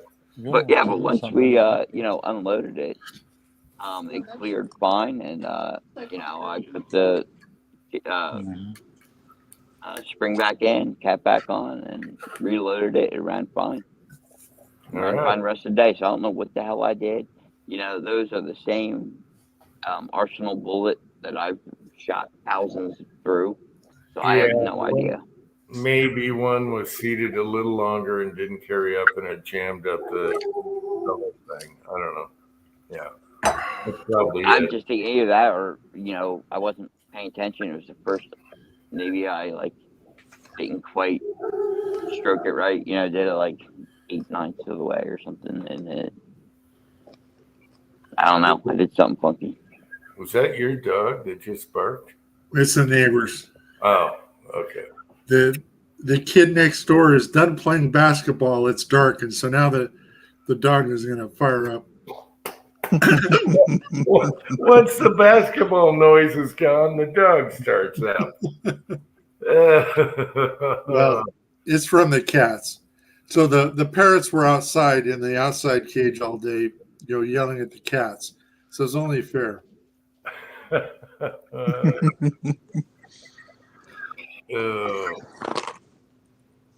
One thing I like about cats, they're pretty quiet unless they want something. Yeah. Cranky, how many cats you got? 5? We have 4 indoor, and then we have the 2 strays that we feed. Oh, okay. One of the strays I think we can capture pretty easy now when the weather turns bad, because she'll come right in the house. To say hello to the other cats and then turn around and walk back out. Yeah, let it get cold. Let it get cold. She'll come in. Yeah, but the other one, yeah, the other one still, like, we can't get close enough to touch him. He's still got some work to do. I got Leon down here right now, and he wants out again. I trapped him in the garage. He tries to get out so he can hunt at night. No. There's bigger cats than you hunting you. So I'm not letting him out at night for all night. Come here. Oh, you bastard. Anyway, Leon's cool as hell. He's funny. He's his personality, everything. Exposed Machine is here. Typical politic addicts. Yeah, we haven't been talking politics. Yeah, for once we haven't really mentioned politics. Nope. So what are you talking? You expose us for what? We haven't talked politics, you stupid bastard. No, you're just trying to make us talk politics, probably. Oh gosh. Oh, is my Politics? logo there? Political. I don't know. Maybe you saw your logo. He's deciding Tin Man or Trump. I don't know. Brah, I was just messing with you. Okay, brah. I need a bra, actually, unless I lose some weight. I could use a bra. Everybody could use a little extra support. It's all good. It's all good. Expose, whatever. We don't give a crap. We don't give two F's about anything, okay? Well, we do. Expose is how you say you that. You mess with us, or or everything about us. Yeah, there's one thing, but other than that, it's all internet bullshit. The way you say his name is Expose. Just saying. I know, but I'm saying expose. Expose, you stumbled on a chat where everybody has too much lead. and Uncle Jim, we're forming the Man Boob Support Group. Wait, I thought it was Man Boob Tactical. No, Man Boob Tactical. We're just harmless old guys that would never hurt a fly. We're harmless until you fuck. Be our new clothing line. Pat's already got the domain name registered. Hey, there's someone at my range that's selling a reclaimed shot. I think 7, 7.5, and 8 for $1 a pound. Yeah, that's not that great for casting. Really? I think that shit is high antimony, and it's got quite a bit of arsenic in it too.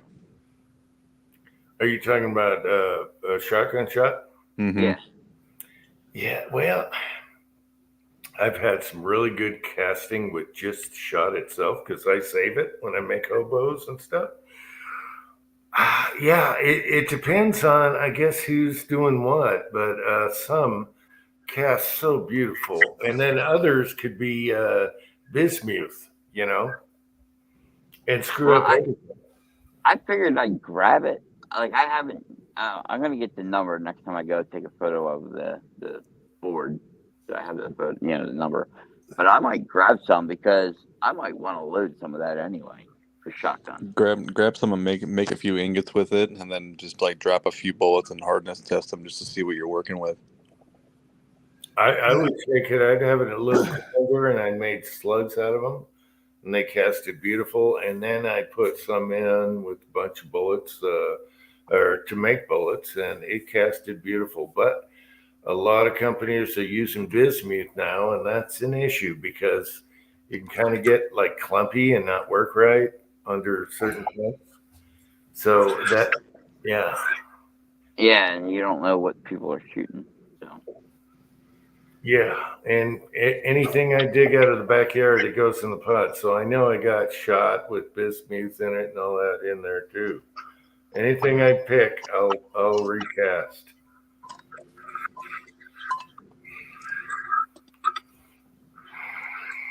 But I think that's pretty. Anytime you get a chance to get any lead at $1 a pound, I still think it's a pretty good price.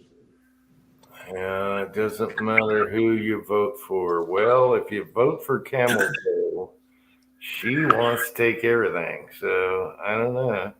All right. All I got to say is you want an example of what happens if you vote for the wrong people, live here. Yeah. Yeah. So there he goes. He's trying to make us talk politics again. Yep. I know he's stirring the pot, but who cares? How can he steer the ship that much? We're just gonna say Pat lives in California, and there you go. There's proof about voting. All right, there you go. It does matter who you vote for. There's your evidence. There's your evidence. And I was talking to Sylvia on the way home from Vegas. They don't hate guns at all. Kamala doesn't hate guns. They hate us, Yeah. and we have guns. That's Yeah. the problem. We're not immigrants, so they hate us. We're American citizens, so we suck. Especially if you have a lighter hue. Yeah, we suck. Yep. There you go. See, I can get a tan and I can pass for whatever, but it's not fair to the lighter gentleman on the room. Oh. Well, I guess I could grow my hair out and Yeah. That get tan ain't a helping feather me. and a headband, and I might pass. Yeah. You poor white boys. I'm German. I ain't passing for shit. Yeah. we need spray paint. Tan ain't cutting it. Cranky's Italian, so he's kind of a person of color. Kind of. Yeah, but I'm also got a lot of Irish in there too. And Yeah. it's offset by all that Irish. It's definitely crazy town out there, the way things are and the way it's just crazy town out there. When's it gonna reverse back to at least sanity? All right. Patriot Paul is still here and Hobbies is still here. Hobbies is up in Canada. I was watching something in Canada and car parts are tough. What was it? Vice Grip Garage? He picked up a Pantera up in Canada and it was impossible to get car parts that weren't modern. But he did like, what do you call your Harbor Freight? You call it Saint, what do you call it? Queen? What do you call it? Anyway, he liked your Harbor Freight better than ours. And yours were first, actually. You started in 1934, some shit like that, 1940s. Canadian Harbor Freight. What's your Harbor Freight called? Princess Auto. Okay, just for people that don't know, Princess Auto started way before Harbor Freight. Harbor Freight is called Harbor Freight because they were freighted over here in the harbors, but Princess Auto was decades before Harbor Freight here.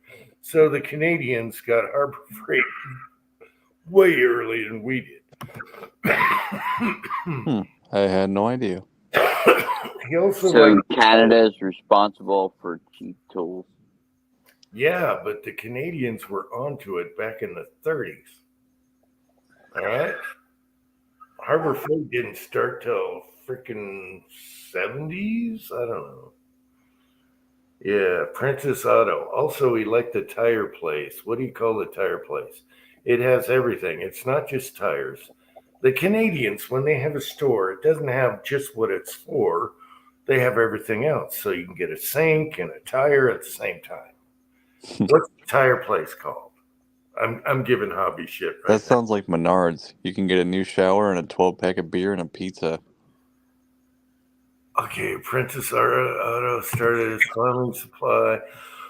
I did a video on it. Yeah. Anyway, it started way back in the late 38 or something like that, way before Harbor Freight. Canadian Tire. Okay, Canadian Tire. You can go in, you can get tires. You can get other stuff, not just tires. It's weird. There you go. Maybe reloading equipment someday. Wouldn't you love to go get a tire and say, oh, there's some H335 right here. I'll pick up a jug of that. All right, I'm getting silly. I'm punching. Yeah, that's good stuff. You're finally using that. They probably do have that because Canada didn't really have a primer shortage like the U.S. did they? Yeah, I don't know, but they got restrictions. One thing he complained about was if you need something shipped there where you are, oh my gosh, you're going to be screwed. Right. They're going to screw you on shipping. Oh my gosh. Yeah, that's a drawback. William Gainley is still here. He says he hates Maynard's. I've never been in a Maynard's. The Pizzas were on the first floor, the 2x4s on the second floor. Okay, is that like a Costco? I've never been in a Maynard's. Nah, Weird. Menards is like, it's like a Home Depot or Lowe's, only it's gigantic. Okay.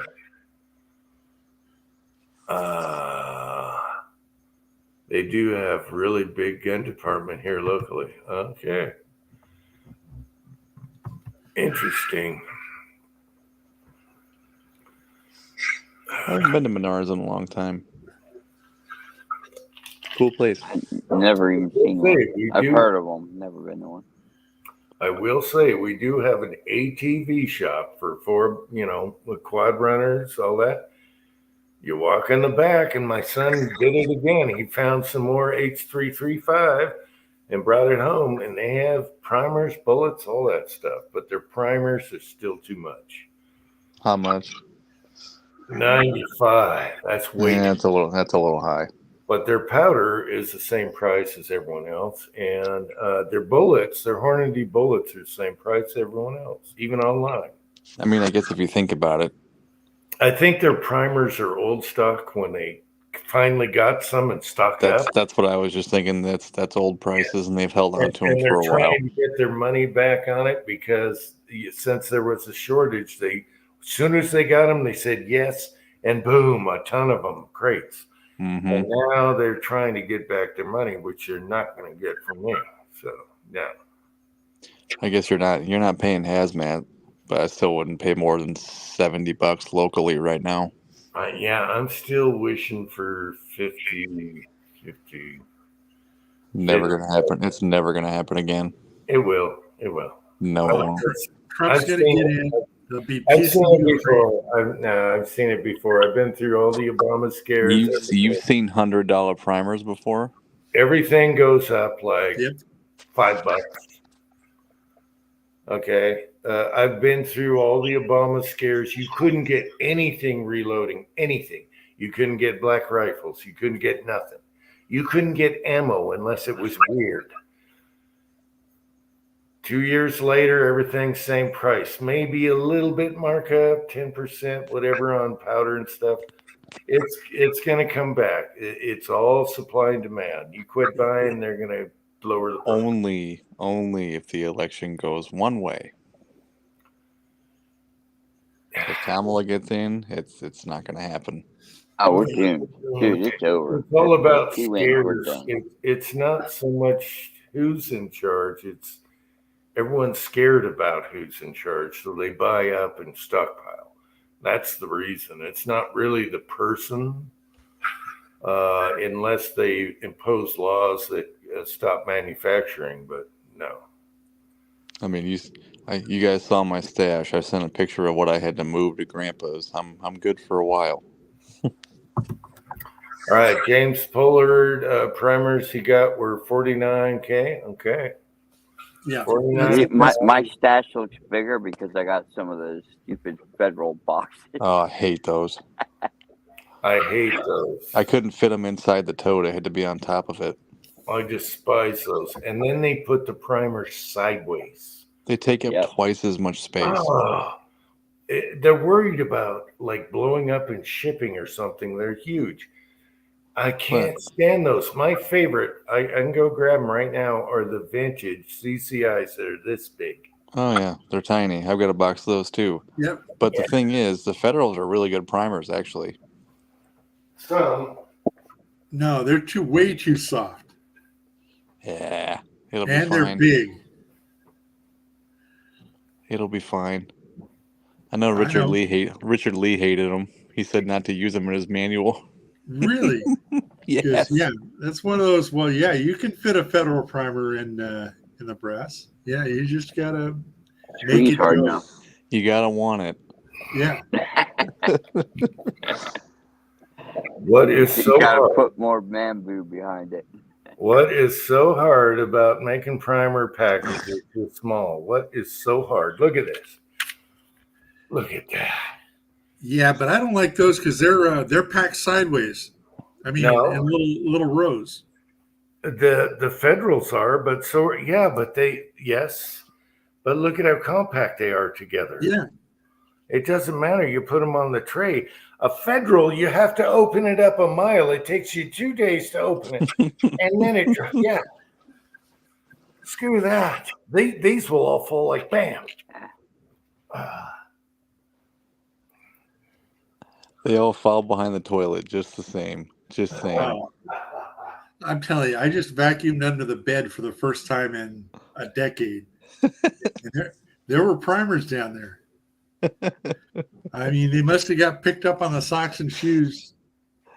That's hilarious. Used or new?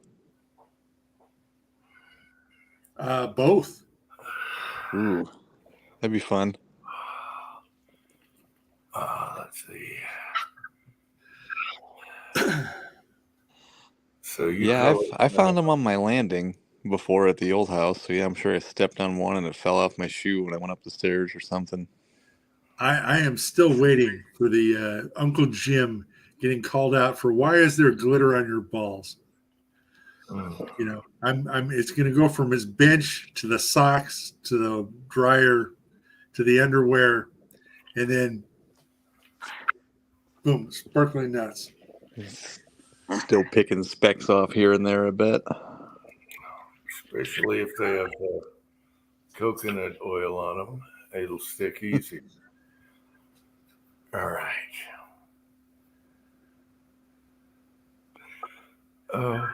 All right. Where were we? Politics. We lost our expose dude. Yeah, we lost. Yeah. Yeah, we weren't taking the bait, so we bailed. Yeah. He must have been a Kamala supporter. Yeah. Now, what do you guys call it? Menards, because it's Maynard in France. Oh well, Menard, Maynards. I say it how the commercials on TV say it. That's they have it on pretty good authority, I would imagine. Well, I had a friend when I was a little kid, and their family was French, and his name was Maynard, not Menards. And they were straight from France. They had issues, of course. All right. Yeah. I don't know. I just say it how we say it. Menards. What? Yeah. Did you guys hear that? Yeah. Somebody's battery is out. No, it wants a reader. Echo. Yeah, you either unplugged a USB port or you did It's something. a pop-up trying to get me Adobe or whatever crap that shit is. Oh. Don't give them the $1. Nope. You won't get that on an iPad. Only with Mr. Gates here. He'll give you all the viruses you need. You won't get that on an iPad. Ever. Then he'll go vaccinate a bunch of Ethiopian children and cause a bunch of health problems for him. Piece of shit. Oh boy. Oh, did you hear about 3 Mile Island? No. Oh yeah, Fuzzy Like- sent me an article. They're going to reopen 3 Mile Island, and it's set to go back online. At least one of the reactors, 2028. They're old. Wait a minute. They're old reactors. One of the old reactors. Oh is my being God. Fired back up. It's and the company that's doing it or whatever has a contract that the power will be sold exclusively to Microsoft. Oh my God. Power. Oh, they're- so nuclear is okay for Bill Gates, but it's not okay for Yeah, the rest of they're- the country. They're Fuck building a data center for AI, and so yeah, they're basically getting to the point where their data centers are going to have dedicated nuclear power plant. And the best was because they need 24/7 power. There can't be any downtime, and it's nuclear is the only source. It's just like well, it's so funny. We've been telling these assholes, that's the problem with solar and wind and all this stuff. And when it comes to us, that's fine. They can have outages, but oh my God, their AI data center, they can't afford outages. No, that requires nuclear 24. Like, it's almost like their AI is more important than people and the ability to, light your house or have air conditioning. Well, that's because their AI is going to tell them how to dominate humanity and take over the world and become gods. That's what they're so worried about. Well, okay.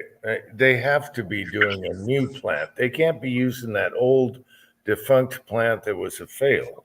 No, Well, obviously They're gonna they're rebuild going to it. refurbish it, or they're not just. Refurbish what? Everything was a disaster. How do you refurbish garbage? I don't think 3 Mile there Island were was all 4 that bad. reactors there, and they one of them melted down, and they shut the other ones down. Yeah, only one of them was catastrophic. Yeah, but how good is the cement anymore? How And I old don't is even it? know if it got to catastrophic. Like 3 Mile Island obviously wasn't as bad as Chernobyl. No, it was the worst accident in the U.S., but it wasn't nearly as bad as neither Chernobyl or that one they had in Japan. Hi, buddy. However, if you go nuclear, start fresh with new materials and everything. You can't use. They can't use old foundations. They can't. Yeah, I don't know. Sure they can. Why can't they? Because it's bad. It's no good. No, Why? it was fine. I mean, this is all blown out of proportion anyway. I mean, a little where I'm at melting with in the it. core is no big deal. Nothing got out. Oh, things settle and crack? No way. You got to start fresh. No, there's a great big stainless steel 12-inch thick containment vessel in there that only wears out if you're using it. What about the it's fine. cement? What about I'm with you, Pat. It's fine. It's fine. It'll be fine. Yeah. And if it's not, well, I don't live near there, so fuck them. Yeah, they put the sirens up. I mean, give you time to move. Sorry, Cranky. And you know how many people live around that thing? Oh my God! Right. Yeah, well, it'll be Microsoft's data center that's impacted. Screw them. Hi, buddy. Exactly. It's only a little radiation. You can't tell unnatural radiation from natural radiation. It's all the same shit. Says it only melted a little. Yeah. It's only by the river. All right. Well, how do you think they contain all that radiation with water? It can't get through water. That's how they cool it. Yeah, and it also contains it. Well, it's mainly for cooling. Both. When they get hot, they blow. Look at Japan, look at 3 Mile Island, all the rest. When they get hot, they blow. Right. It's for cooling. Oh my gosh. It's also a pretty good barrier. Just saying. I'm just saying, if you put down an inch of vitrified nuclear waste down on your driveway, you'd never have to plow.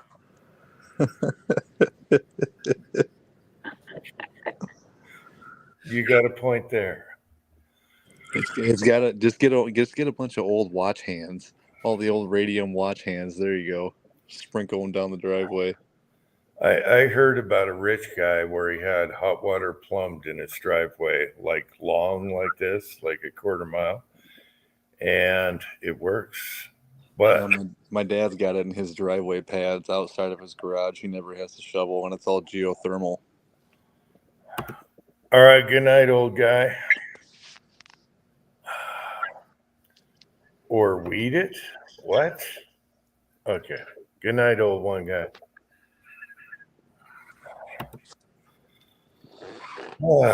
Yeah. Heated driveway would be awesome. I would love to have a heated driveway, not have to do crap. Just say, no, hey, you would hate it. You love plowing. I do. You wouldn't have anything to do all winter. I do, but it'd be so nice to have some kind of solar-powered heated driveway. You'd need mass of them, though.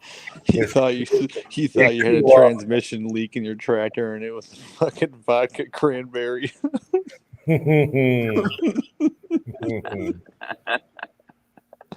That's one of my favorite stories. That was hilarious. I thought I was screwed, and it was me. Yep, it's time to recap. And I went inside, and I figured it out. Oh well. Yeah, I do like plowing, but it'd be so cool to have solar powered. But every 50 feet, you'd have to have something else because it cools fast. It'd be awesome, though, to have 2 lanes, just 2 pipes going down, just a tire lane that melts.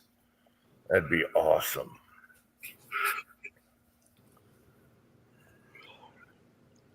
Just put a bunch of mirrors along your driveway so that the sun bounces off the mirrors. Just superheats the driveway. I went shopping for those, like the mirrors where you can, that are curved. The solar death rays. No, the reason for them is when you're going down, if someone's coming up, you don't run into them on the corners. Oh, yeah. And I need like 2 or 3 mirrors for that because you never know if someone's coming up, you're going to hit them or vice versa. Just driving to town, someone coming up the driveway, UPS is coming, bam, we hit each other around a corner of trees you can't see. And I looked for the mirrors, but they're pricey as hell. I can't believe it. Mylar mirrors. It's cheaper just to cut your mufflers off so they hear you coming.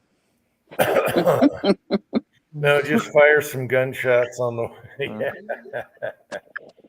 Fire some warning shots. Yeah. Yeah, we worry about that all the time. Neighbors coming up or whatever, hitting them all the time. We worry about it. Keep the gate closed. They don't have to worry about it. Then you got to go open the gate, and it's a pain in the butt. Yeah. An automatic gate with a speaker, like "Welcome to McDonald's. Can I help you?" Type speaker. That would be awesome. Can I take your order? That would be great. Well, I tell you what, I was looking for cameras for the Vegas house. So Sylvia took down the Vegas cameras because she didn't want like people fucking spying and shit or something. Oh, hell. And then put them away. So last time I was in Vegas, I spent 2 days in over 100 degrees in that fucking garage looking through boxes for where she might have put them. And I still haven't found them yet. So anyway, I get on eBay and say, look, my weekend's worth more than 2 used cameras. I'll just buy some. And I stumbled across a camera for Jim. Oh. So it comes with a solar panel, a battery, the camera, the Wi-Fi, the whole 9 yards. It's like pole mount it next to your gate. Done. One shot. No Mickey Mousing. Ooh, will the Wi-Fi shoot it that far? Yeah. We could put a repeater. Well, okay, the latest Kenny Cam, the one that has the big feed on it, that'll do the same thing. It's its own router. It's its own Wi-Fi. And it'll reach out, but all it needs is, let me get back on camera. All it needs is a solar pack to keep it charged. But do you want to leave it out there all that time in the bad weather? Yeah, Kenny's latest one. What did I call it? That one would work.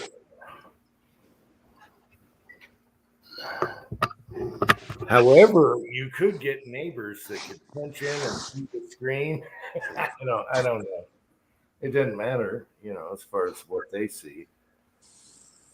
Yeah.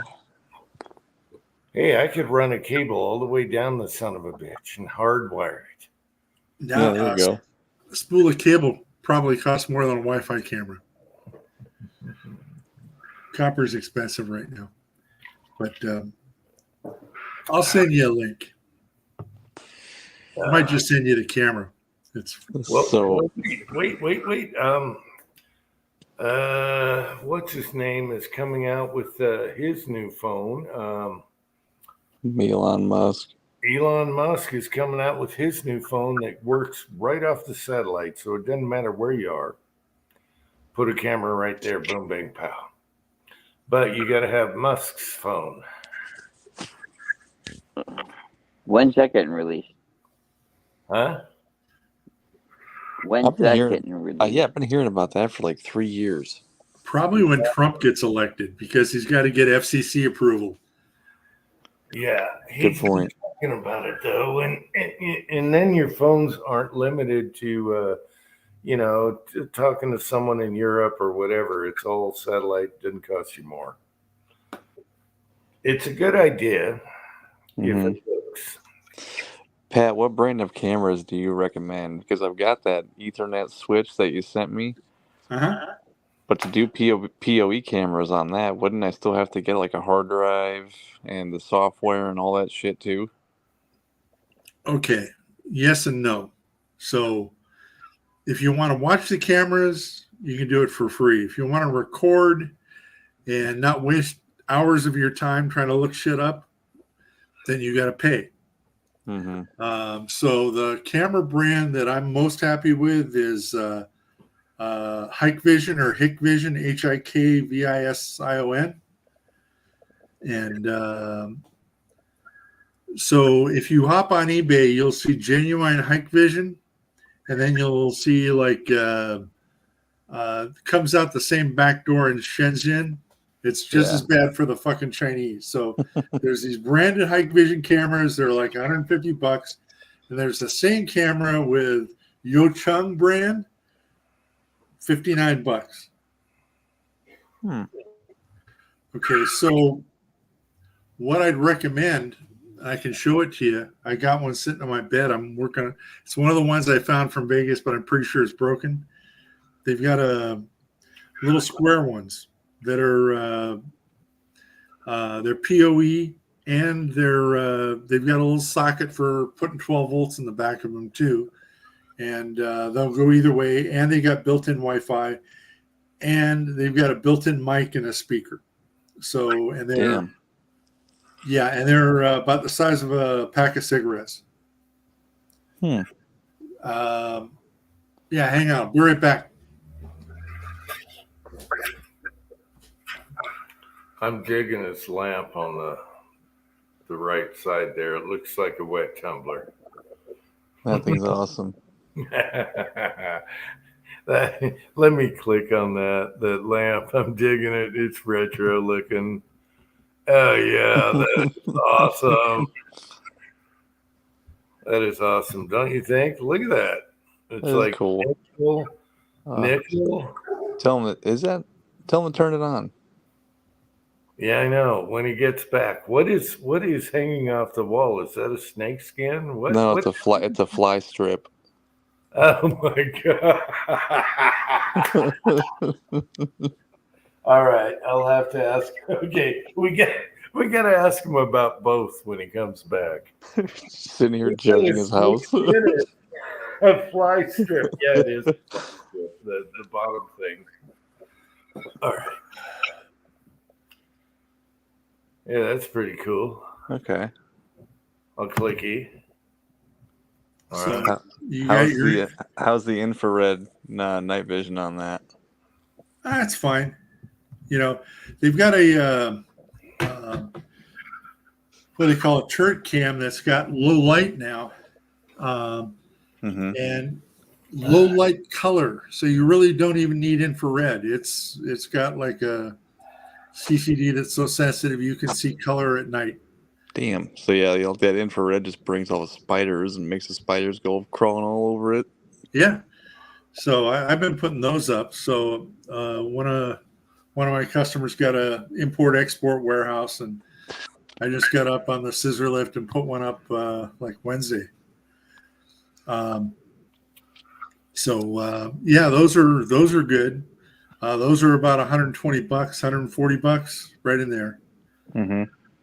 Now for your recording, I'll find you something. You're probably just going to want an old workstation PC. Like, costs too much to ship it to you because the goddamn thing's way too much. But I know what you're saying. Don't worry about it. Yeah, just an old PC that'll take a bunch of hard drives, and then you can use cheap ass, 8 terabyte hard drives, and record for 6 months. Mm-hmm. Because I was looking at those ones they got on Amazon, like the Rio Link is one of the brands, and they have a PoE. You can look at it on your phone and it gives you alerts and all that shit. That's pretty cool. Yeah, we have Arlo. Yeah, Is the one we use, and it's got the app on the phone, and I've got 4 cameras. And the app your phone notifying you that is if somebody's in your backyard. That's pretty awesome. Yep, and if you got an Apple Watch, notifications will come on your watch as well. It's pretty nice. And it'll tell you can set it for whether an animal or person, or I think it does vehicle. There's different settings. So, like for example, for the back door, I set that for like don't alert if it's an animal, but like alert if it's a person, that type thing. You know what I mean? And what if it's a furry? What does it do in that instance? I have not run into that situation. Ew. We're not into role playing. You should dress furries, up and test so it. I don't live next to any weirdos that do that. The neighborhood furries that are trying to suck the chrome off your trailer hitch. Yeah, but like it can be annoying too at times, though, because we feed the outside cats, and you'll end up attracting the raccoons and everything else, and it'll cause the alerts to go off all night long. Raccoons love cat food. Yeah. Yes. But yeah, it works pretty good. I like and I keep one camera that I move around, and that's the camera I moved out to the garden when I wanted to know if the outside cat was using that hut we put out there, or when I was having an issue with the groundhog and had to see what was eating the shit out of my garden. So I took that one because it'll work off of Wi-Fi. So as long as it's still outside, we're still picking up Wi-Fi from the house. So it has a battery, or you can get like a power adapter or plug. So I have like the ones I use for the front door and back door and garage are all connected on power all the time. And the fourth one, I charge it, and then right now I just put it around different locations when I want it. Okay, Pat, we had questions. Oh yeah. Your light, it looks like a wet tumbler, and the lamp behind you. It looks like it's nickel coated, by the way, which is awesome. It might be chrome, but nickel would be awesome. Oh, this is all, mid-century fucking glass. So there's a lamp. Awesome. Let me enlarge you. Oh yeah, it's retro. Well, little mirror shelves. We've got it's got shelf space. I love that. The chrome coffee table, the chrome end table, and the one I'm sitting at right now, that is another chrome coffee table, I guess.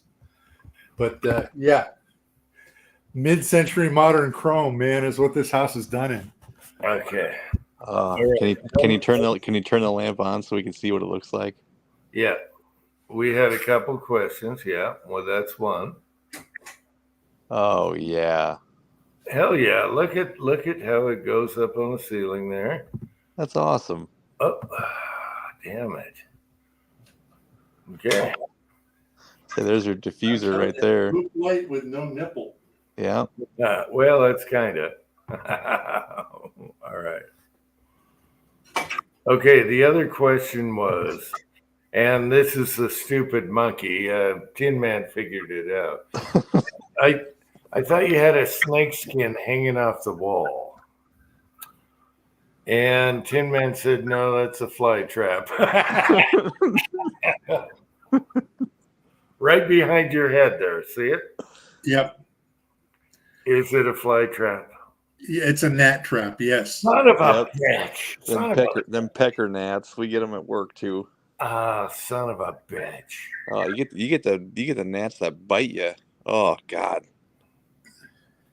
I thought you had a prize snake you put on the wall. Nope. It's Oh, Tom Brady just got fed today too. He's been just hanging out, shedding and eating. So this is the first time I saw him come out in a long time. He's getting big. So really? yeah, he's eating good. So now he's going to go hide in his little rock for a week and digest. Hey, Won't see him for a while. What's he up to? Like backyard. rats? Let's see. Well, after he ate the rat, about 4.5 inches around. I mean, good that big around. And he's probably, I don't know, 5 feet or so, maybe 6. So he's getting big. Yeah, my friend had a reticulated python, and he was getting up to the point where he was starting to feed it, I guess, guinea pigs. Like the rats he was getting were too small. He was getting up to like guinea pig size. Nah, it's just a ball python, and he's a boy, so he's not going to get big. But I mean, he's big enough. Not enough to worry about, getting murdered in your sleep if he gets out big. Swallowing your head. Yeah. Okay, Papa's place is here. Yeah, you should let the snake out in the backyard and let him eat. Too bad he won't come home, though. Yeah. See, that's the thing, Pop's place. It's like I will not pay, not a fucking dollar. I'm not going to pay somebody for a subscription for my cameras, and I'm not going to have some Chinese server trying to do facial recognition on my family and put a dossier together. Nope, not going there. So, no, I won't pay Ring. I won't pay anybody because, it should be free. Yeah, my neighbors that didn't care for our chicken coop, they got the Amazon Blink cameras. They got a 5-pack with the 4-year battery packs for like $230. I'm like, holy shit, that's cheap, and they love them. But they were on sale for like 50% off, so they bought them. You got to pay by the month though. They said he can do it yearly too. It's like $100 for a year. Yeah, not a penny. Hey, that's not cheap. No, it's not. But like I said, having your phone tell you, hey, there's somebody in your backyard. And then I started blasting. You know what I mean? It's like, yeah.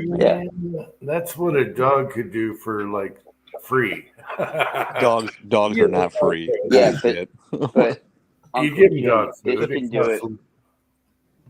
This can do it while you're like not home and at the grocery store, and you can see that, oh crap, someone just left the package at the front door. I mean, Pat's got a point about the whole Chinese server thing. But you know what? You can't get away from it. That's what you gotta have to understand that they've got so many other ways of getting that information from us that they're going to get it sooner or later. Anyway, if they don't already have it by now. One of the governments will. Yeah. You might as well bend over now. Yeah, that's the thing. They're only getting the lazy people right now, and they're not bothering. So, yeah, it's the little things like the mic on your TV, or who knows nowadays. I mean, you can get a what's it called, an ESP8266, yeah, for $2. Built-in Wi-Fi server.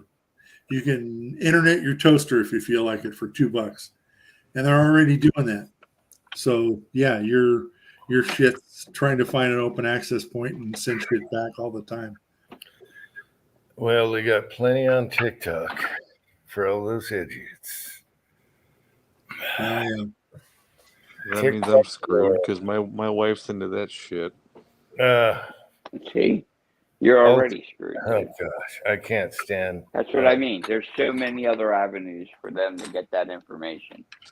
Mhm. I also have a video baby monitor that I'm sure they're tapping into also. You know, with all the public cameras and everything. Did you see how they Bill? acquired the location of the Trump shooter?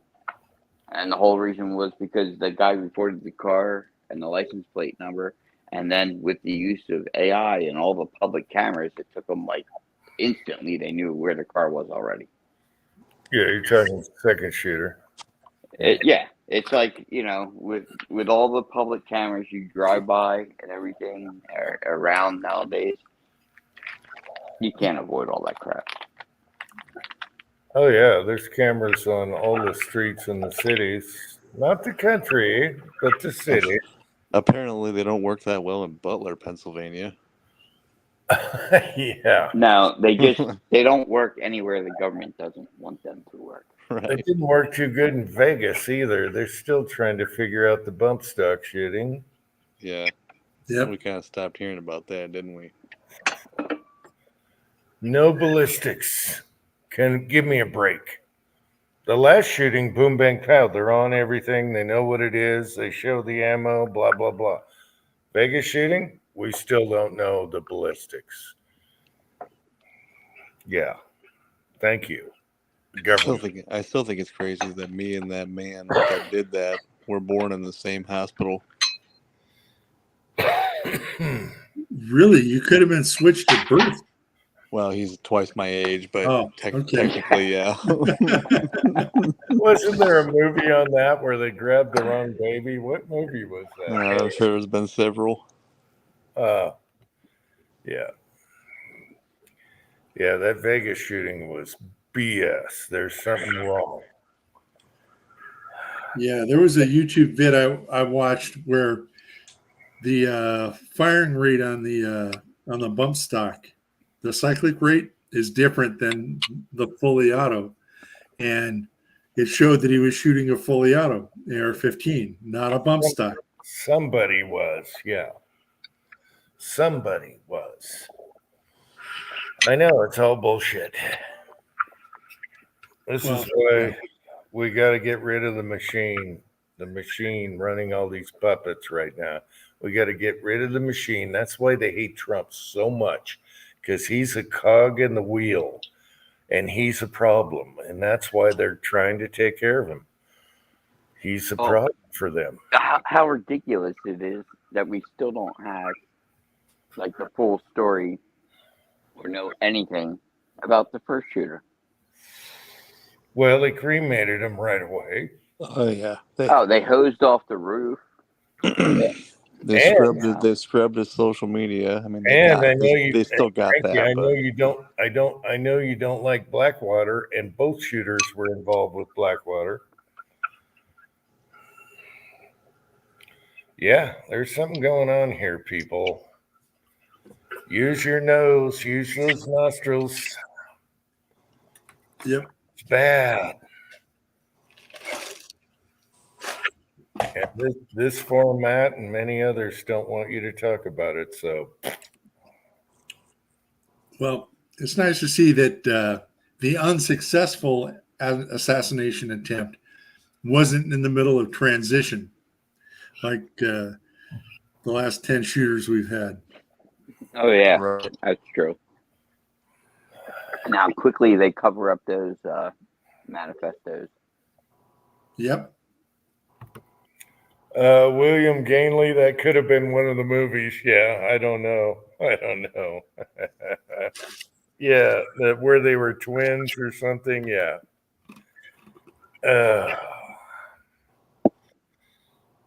What happened to Danny DeVito anyway? Oh well. He started doing a sitcom called It's Always Sunny in Philadelphia, and then that's the last I've heard of him. Ooh. Yeah, it's just weird out there right now. It's crazy town. There's a machine out there against all of us, and we have to put a cog in that machine. I tell you right now. You know, I would watch like Friday night gladiator fights with DMV clerks. You know, if you just pulled a DMV clerk, bitch, a couple of them, and threw them in the ring, fight to the death. You know, that'd be all right. I think that's what we need. The DMV clerks, traffic cops, meter maids. Yep. Well, Yep. IRS. Yeah. I was gonna say the With all DMV their clerks and the meter piercings maids are and kind of blue like hair. bottom of the barrel. You need to aim a little higher. Well, we're gonna find out. We're gonna find out in November. Thank God it's coming soon, and then we'll know exactly where we are. Hopefully, you know, We're gonna know. We're gonna I know. really hope that Trump really makes Elon Musk in a position of government to cut wasteful spending. Oh, yeah. Oh my and God. RFK, RFK on the 3-letter agencies. And the food that we all are forced to fucking eat. That's shit. Yeah, put RFK in there, and boy, you're gonna really see mayhem. So you got RFK and you got Elon. It's gonna go crazy if that happened. But dude, it has to happen. No, the machine is not going to let this happen. That's why we got millions of migrants in this country. No, the machine is afraid. The With machine is afraid IDs of and a ton of dead Patel. people's IDs. Okay, Javier Milei down in Argentina has been doing this for 9 months now. They went from 28% inflation to nothing. Yeah. And all them they people turned that got shit kicked to around. the fucking curb. Just overnight, boom. We really just out. And Musk would do it. Musk was interviewed him. They know each other. Could happen really quick. Poof. Musk is, I didn't like Musk years ago, but now I like him because he's a different kind of person, and he doesn't like to stir the pot and give people crap. And he made X, of course, where you can talk about it. Wait, are you saying? Did you just say Elon Musk doesn't like to stir the pot and give people crap? He's number one troll, man. Yes, he does. I said he likes. You misquoted me. Okay, no, I thought you CNN. said. I thought I heard you say you didn't. I was like, what? Yeah. No, you misquoted me, Tin Man. CNN. My bad. Yeah, he definitely likes. He loves it. Yeah, I love that about him. He'll fact check them all. Oh yeah. And that's why he spent all that money for X or Twitter, whatever. He put up just for that, just for that. So that's awesome. Yeah. But no, that'd be a good hobby for him. Cutting government expenses. Fuck yeah. Oh yeah. Like you did Let's it. be honest, though. He's not doing it just for us. He's doing it a lot for himself, and he kind of demonstrated that in his conversation with Trump. Like, he views the over regulation by all the departments, like, it holds up like projects and things that he wants to do. Like the city to city underground railroads, things like that, where he just explained how, because of the regulations in place, it's absolutely impossible to complete any type of project like that. You've got like laws that contradict each other and things like that. It's just, you can't have it. He's a big Bitcoin guy and all that crap. There's a lot of conflicts with him. With him and Trump, there's a lot of conflicts. Green energy, all that crap. And then with RFK, there's a lot of conflicts with Trump also. However, Trump is a negotiator. This is why he is special. He's not your typical like Republican, and they're gonna somehow make this. It's gonna be interesting. I'm really looking forward to this if we have a fair election. If Yeah, but I think the real reason they're afraid is because of the other side, which would be Kash Patel, Attorney General, and going after these assholes and holding them accountable. They know it's coming. I would also like to see Musk in charge of election machines. Okay, It has to happen. Well, I don't. election machines. Okay, He wasn't born here though. Could they do that? well, it doesn't have to be born here. He's not a president. He's working for what do you call it? Not the regime, the group. Well, yeah, he could do anything if he's confirmed by the Senate. Yeah. So I'm thinking if the shoe's on the other foot and what if the Democrats appointed somebody that wasn't born in this country to oversee elections? You know what I mean? It's like, I don't know, man. That I don't think that is I don't think that's an issue like being a president or whatever. Well, anything he comes up with, it obviously has to be run through Congress or whatever, approved by Congress or something. It's not like he's going to be editing or whatever you call it. He's going to be managing, editing, whatever. He's not running for president. He doesn't have to be born here. I understand that, but still, there's still the caveat of anybody overseeing elections that's not from here. You know what I mean? Okay, but on the other side, Trump can do almost anything, lame duck, and he's not going to be in for the next term. He don't care. You can bitch about it for 4 years, but there's nothing you can do. Right. You can do anything. And to be honest, was Obama really born here? I tend to, yes. I don't know. We still haven't proven that one. I'm more concerned about his wife having a penis and him giving blowjobs for coke when he was 18. But whatever. That's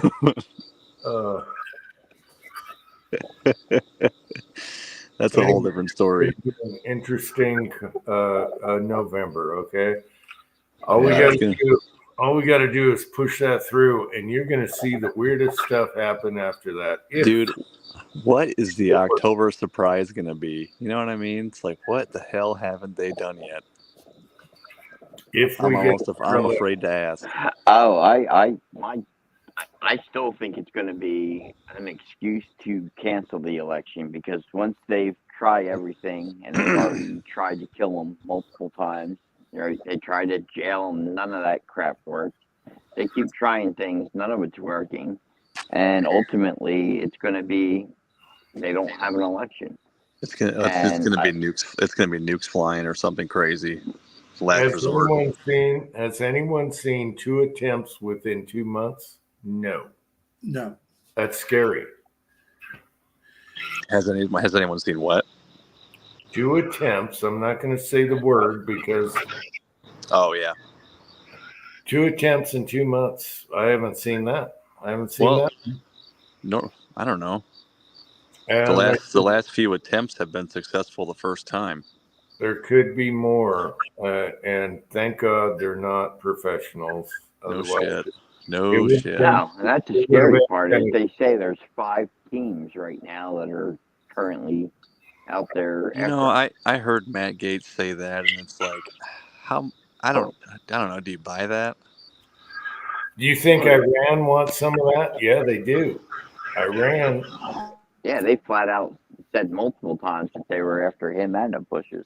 Iran wants it big time because he's sanctioning all their money and everything, and the other side's giving it back to them. And now you got Hezbollah and all that because of that, and now you're seeing that.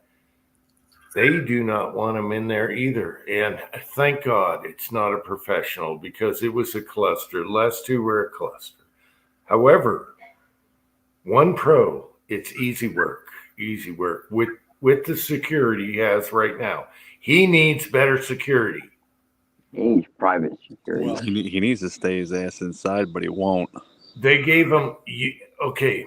One of the guys in charge, the guy in charge of the investigation for the last shooting, is anti-Trumper, and they removed all his posts on media and everything. He's an anti-Trumper, and he's in charge of this case right now. You can go to archive.is and find all that shit though. They can scrub whatever they want. The internet's got it. That should tell you everything. He's an anti-Trumper. His name's Jeffrey something. He's FBI in charge of this case right now, and he's an anti-Trumper. And he had all these posts, and some people have saved some of them. Yeah. I find out he's like a nephew of Adam Schiff or something, or another daughter's boyfriend or something. Yeah, and people are so stupid they don't see this shit going on. It's like, what? Yeah, I know. This is why Kennedy went over to Trump's side. He sees what's going on that side and this side, and he knows that side is totally evil. Well, not only him, you got Tulsi doing it too. He is biting his tongue to go with Trump, but he's doing it for society. I think it was a good call. Him and Tulsi. okay. So I got a side bet with one of my buddies about who was going to fall down the stairs first, Kamala or Joe. And since Joe stepped out, I think it's going to be Joe. I think our October surprise is going to be President Kamala Harris running against Trump. Probably. That's not much of a surprise though. We all see that coming. I mean, goddamn, nobody's heard of Biden in what, a month now? Yeah. Yeah, what was the big news was his wife was Jill was running the cabinet meeting. Dr. Jill. Jesus Christ. No. English doctorate. No. Gosh darn it. What's the rock star? Alice Cooper. Huh? Alice Cooper. Alice Cooper. When they put Alice Cooper's face on her, oh, it's hilarious. Oh yeah, I love the internet. Oh, you guys hear about California? It's illegal to spread election misinformation. Yes. Good luck, you jackass. Memes. Oh my God. They're banning memes. Yeah, Okay? how do they enforce that? They're banning memes. Yes. It's hilarious. You can't do memes as far as elections go and all that. And it's all misinformation, just like YouTube says, misinformation. That's how chats got deleted here. Misinformation. Ooh. You know, you guys had a chance. You could have had Larry Elder. You blew it.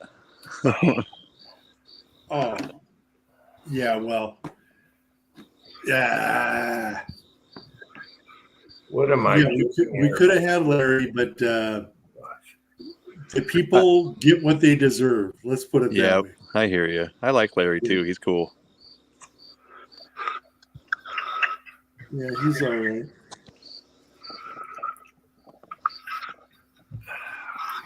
Yeah. All right, guys. I think I'm gonna call it a night. Go upstairs and go to bed. I got a lot of shit to do tomorrow. Let's all. Yeah, good plan. I went 3 hours over than I should have been in bed 3 hours ago. Yeah. I fell asleep, woke up, and checked to see if you guys were still doing it. All right. I'm glad you guys came on though. Oh yeah. Thanks for having us, Jim. Pat, you're the rock star here. You made this chat go 3 hours later than it was supposed to. I tried, but I was having computer issues. Oh, it was great. That sink went fast. That's what saved my ass. I had to plunge the sink, and yeah, it was only about 5 strokes to get it open. And all right, next on the agenda is Jim. Hell yeah! All right, so you got me. You got me. I wanted to go to sleep 3 hours ago, but it was a pleasure having you guys on. Good to see Cranky again, Pat and Tin Man. Yes, sir. Everyone on the side chat, I love you guys. And any last words? Last words? Good night, everybody. Night, everyone. Okay, until next time, everyone do the afoof. You ready? Yep. Ooh.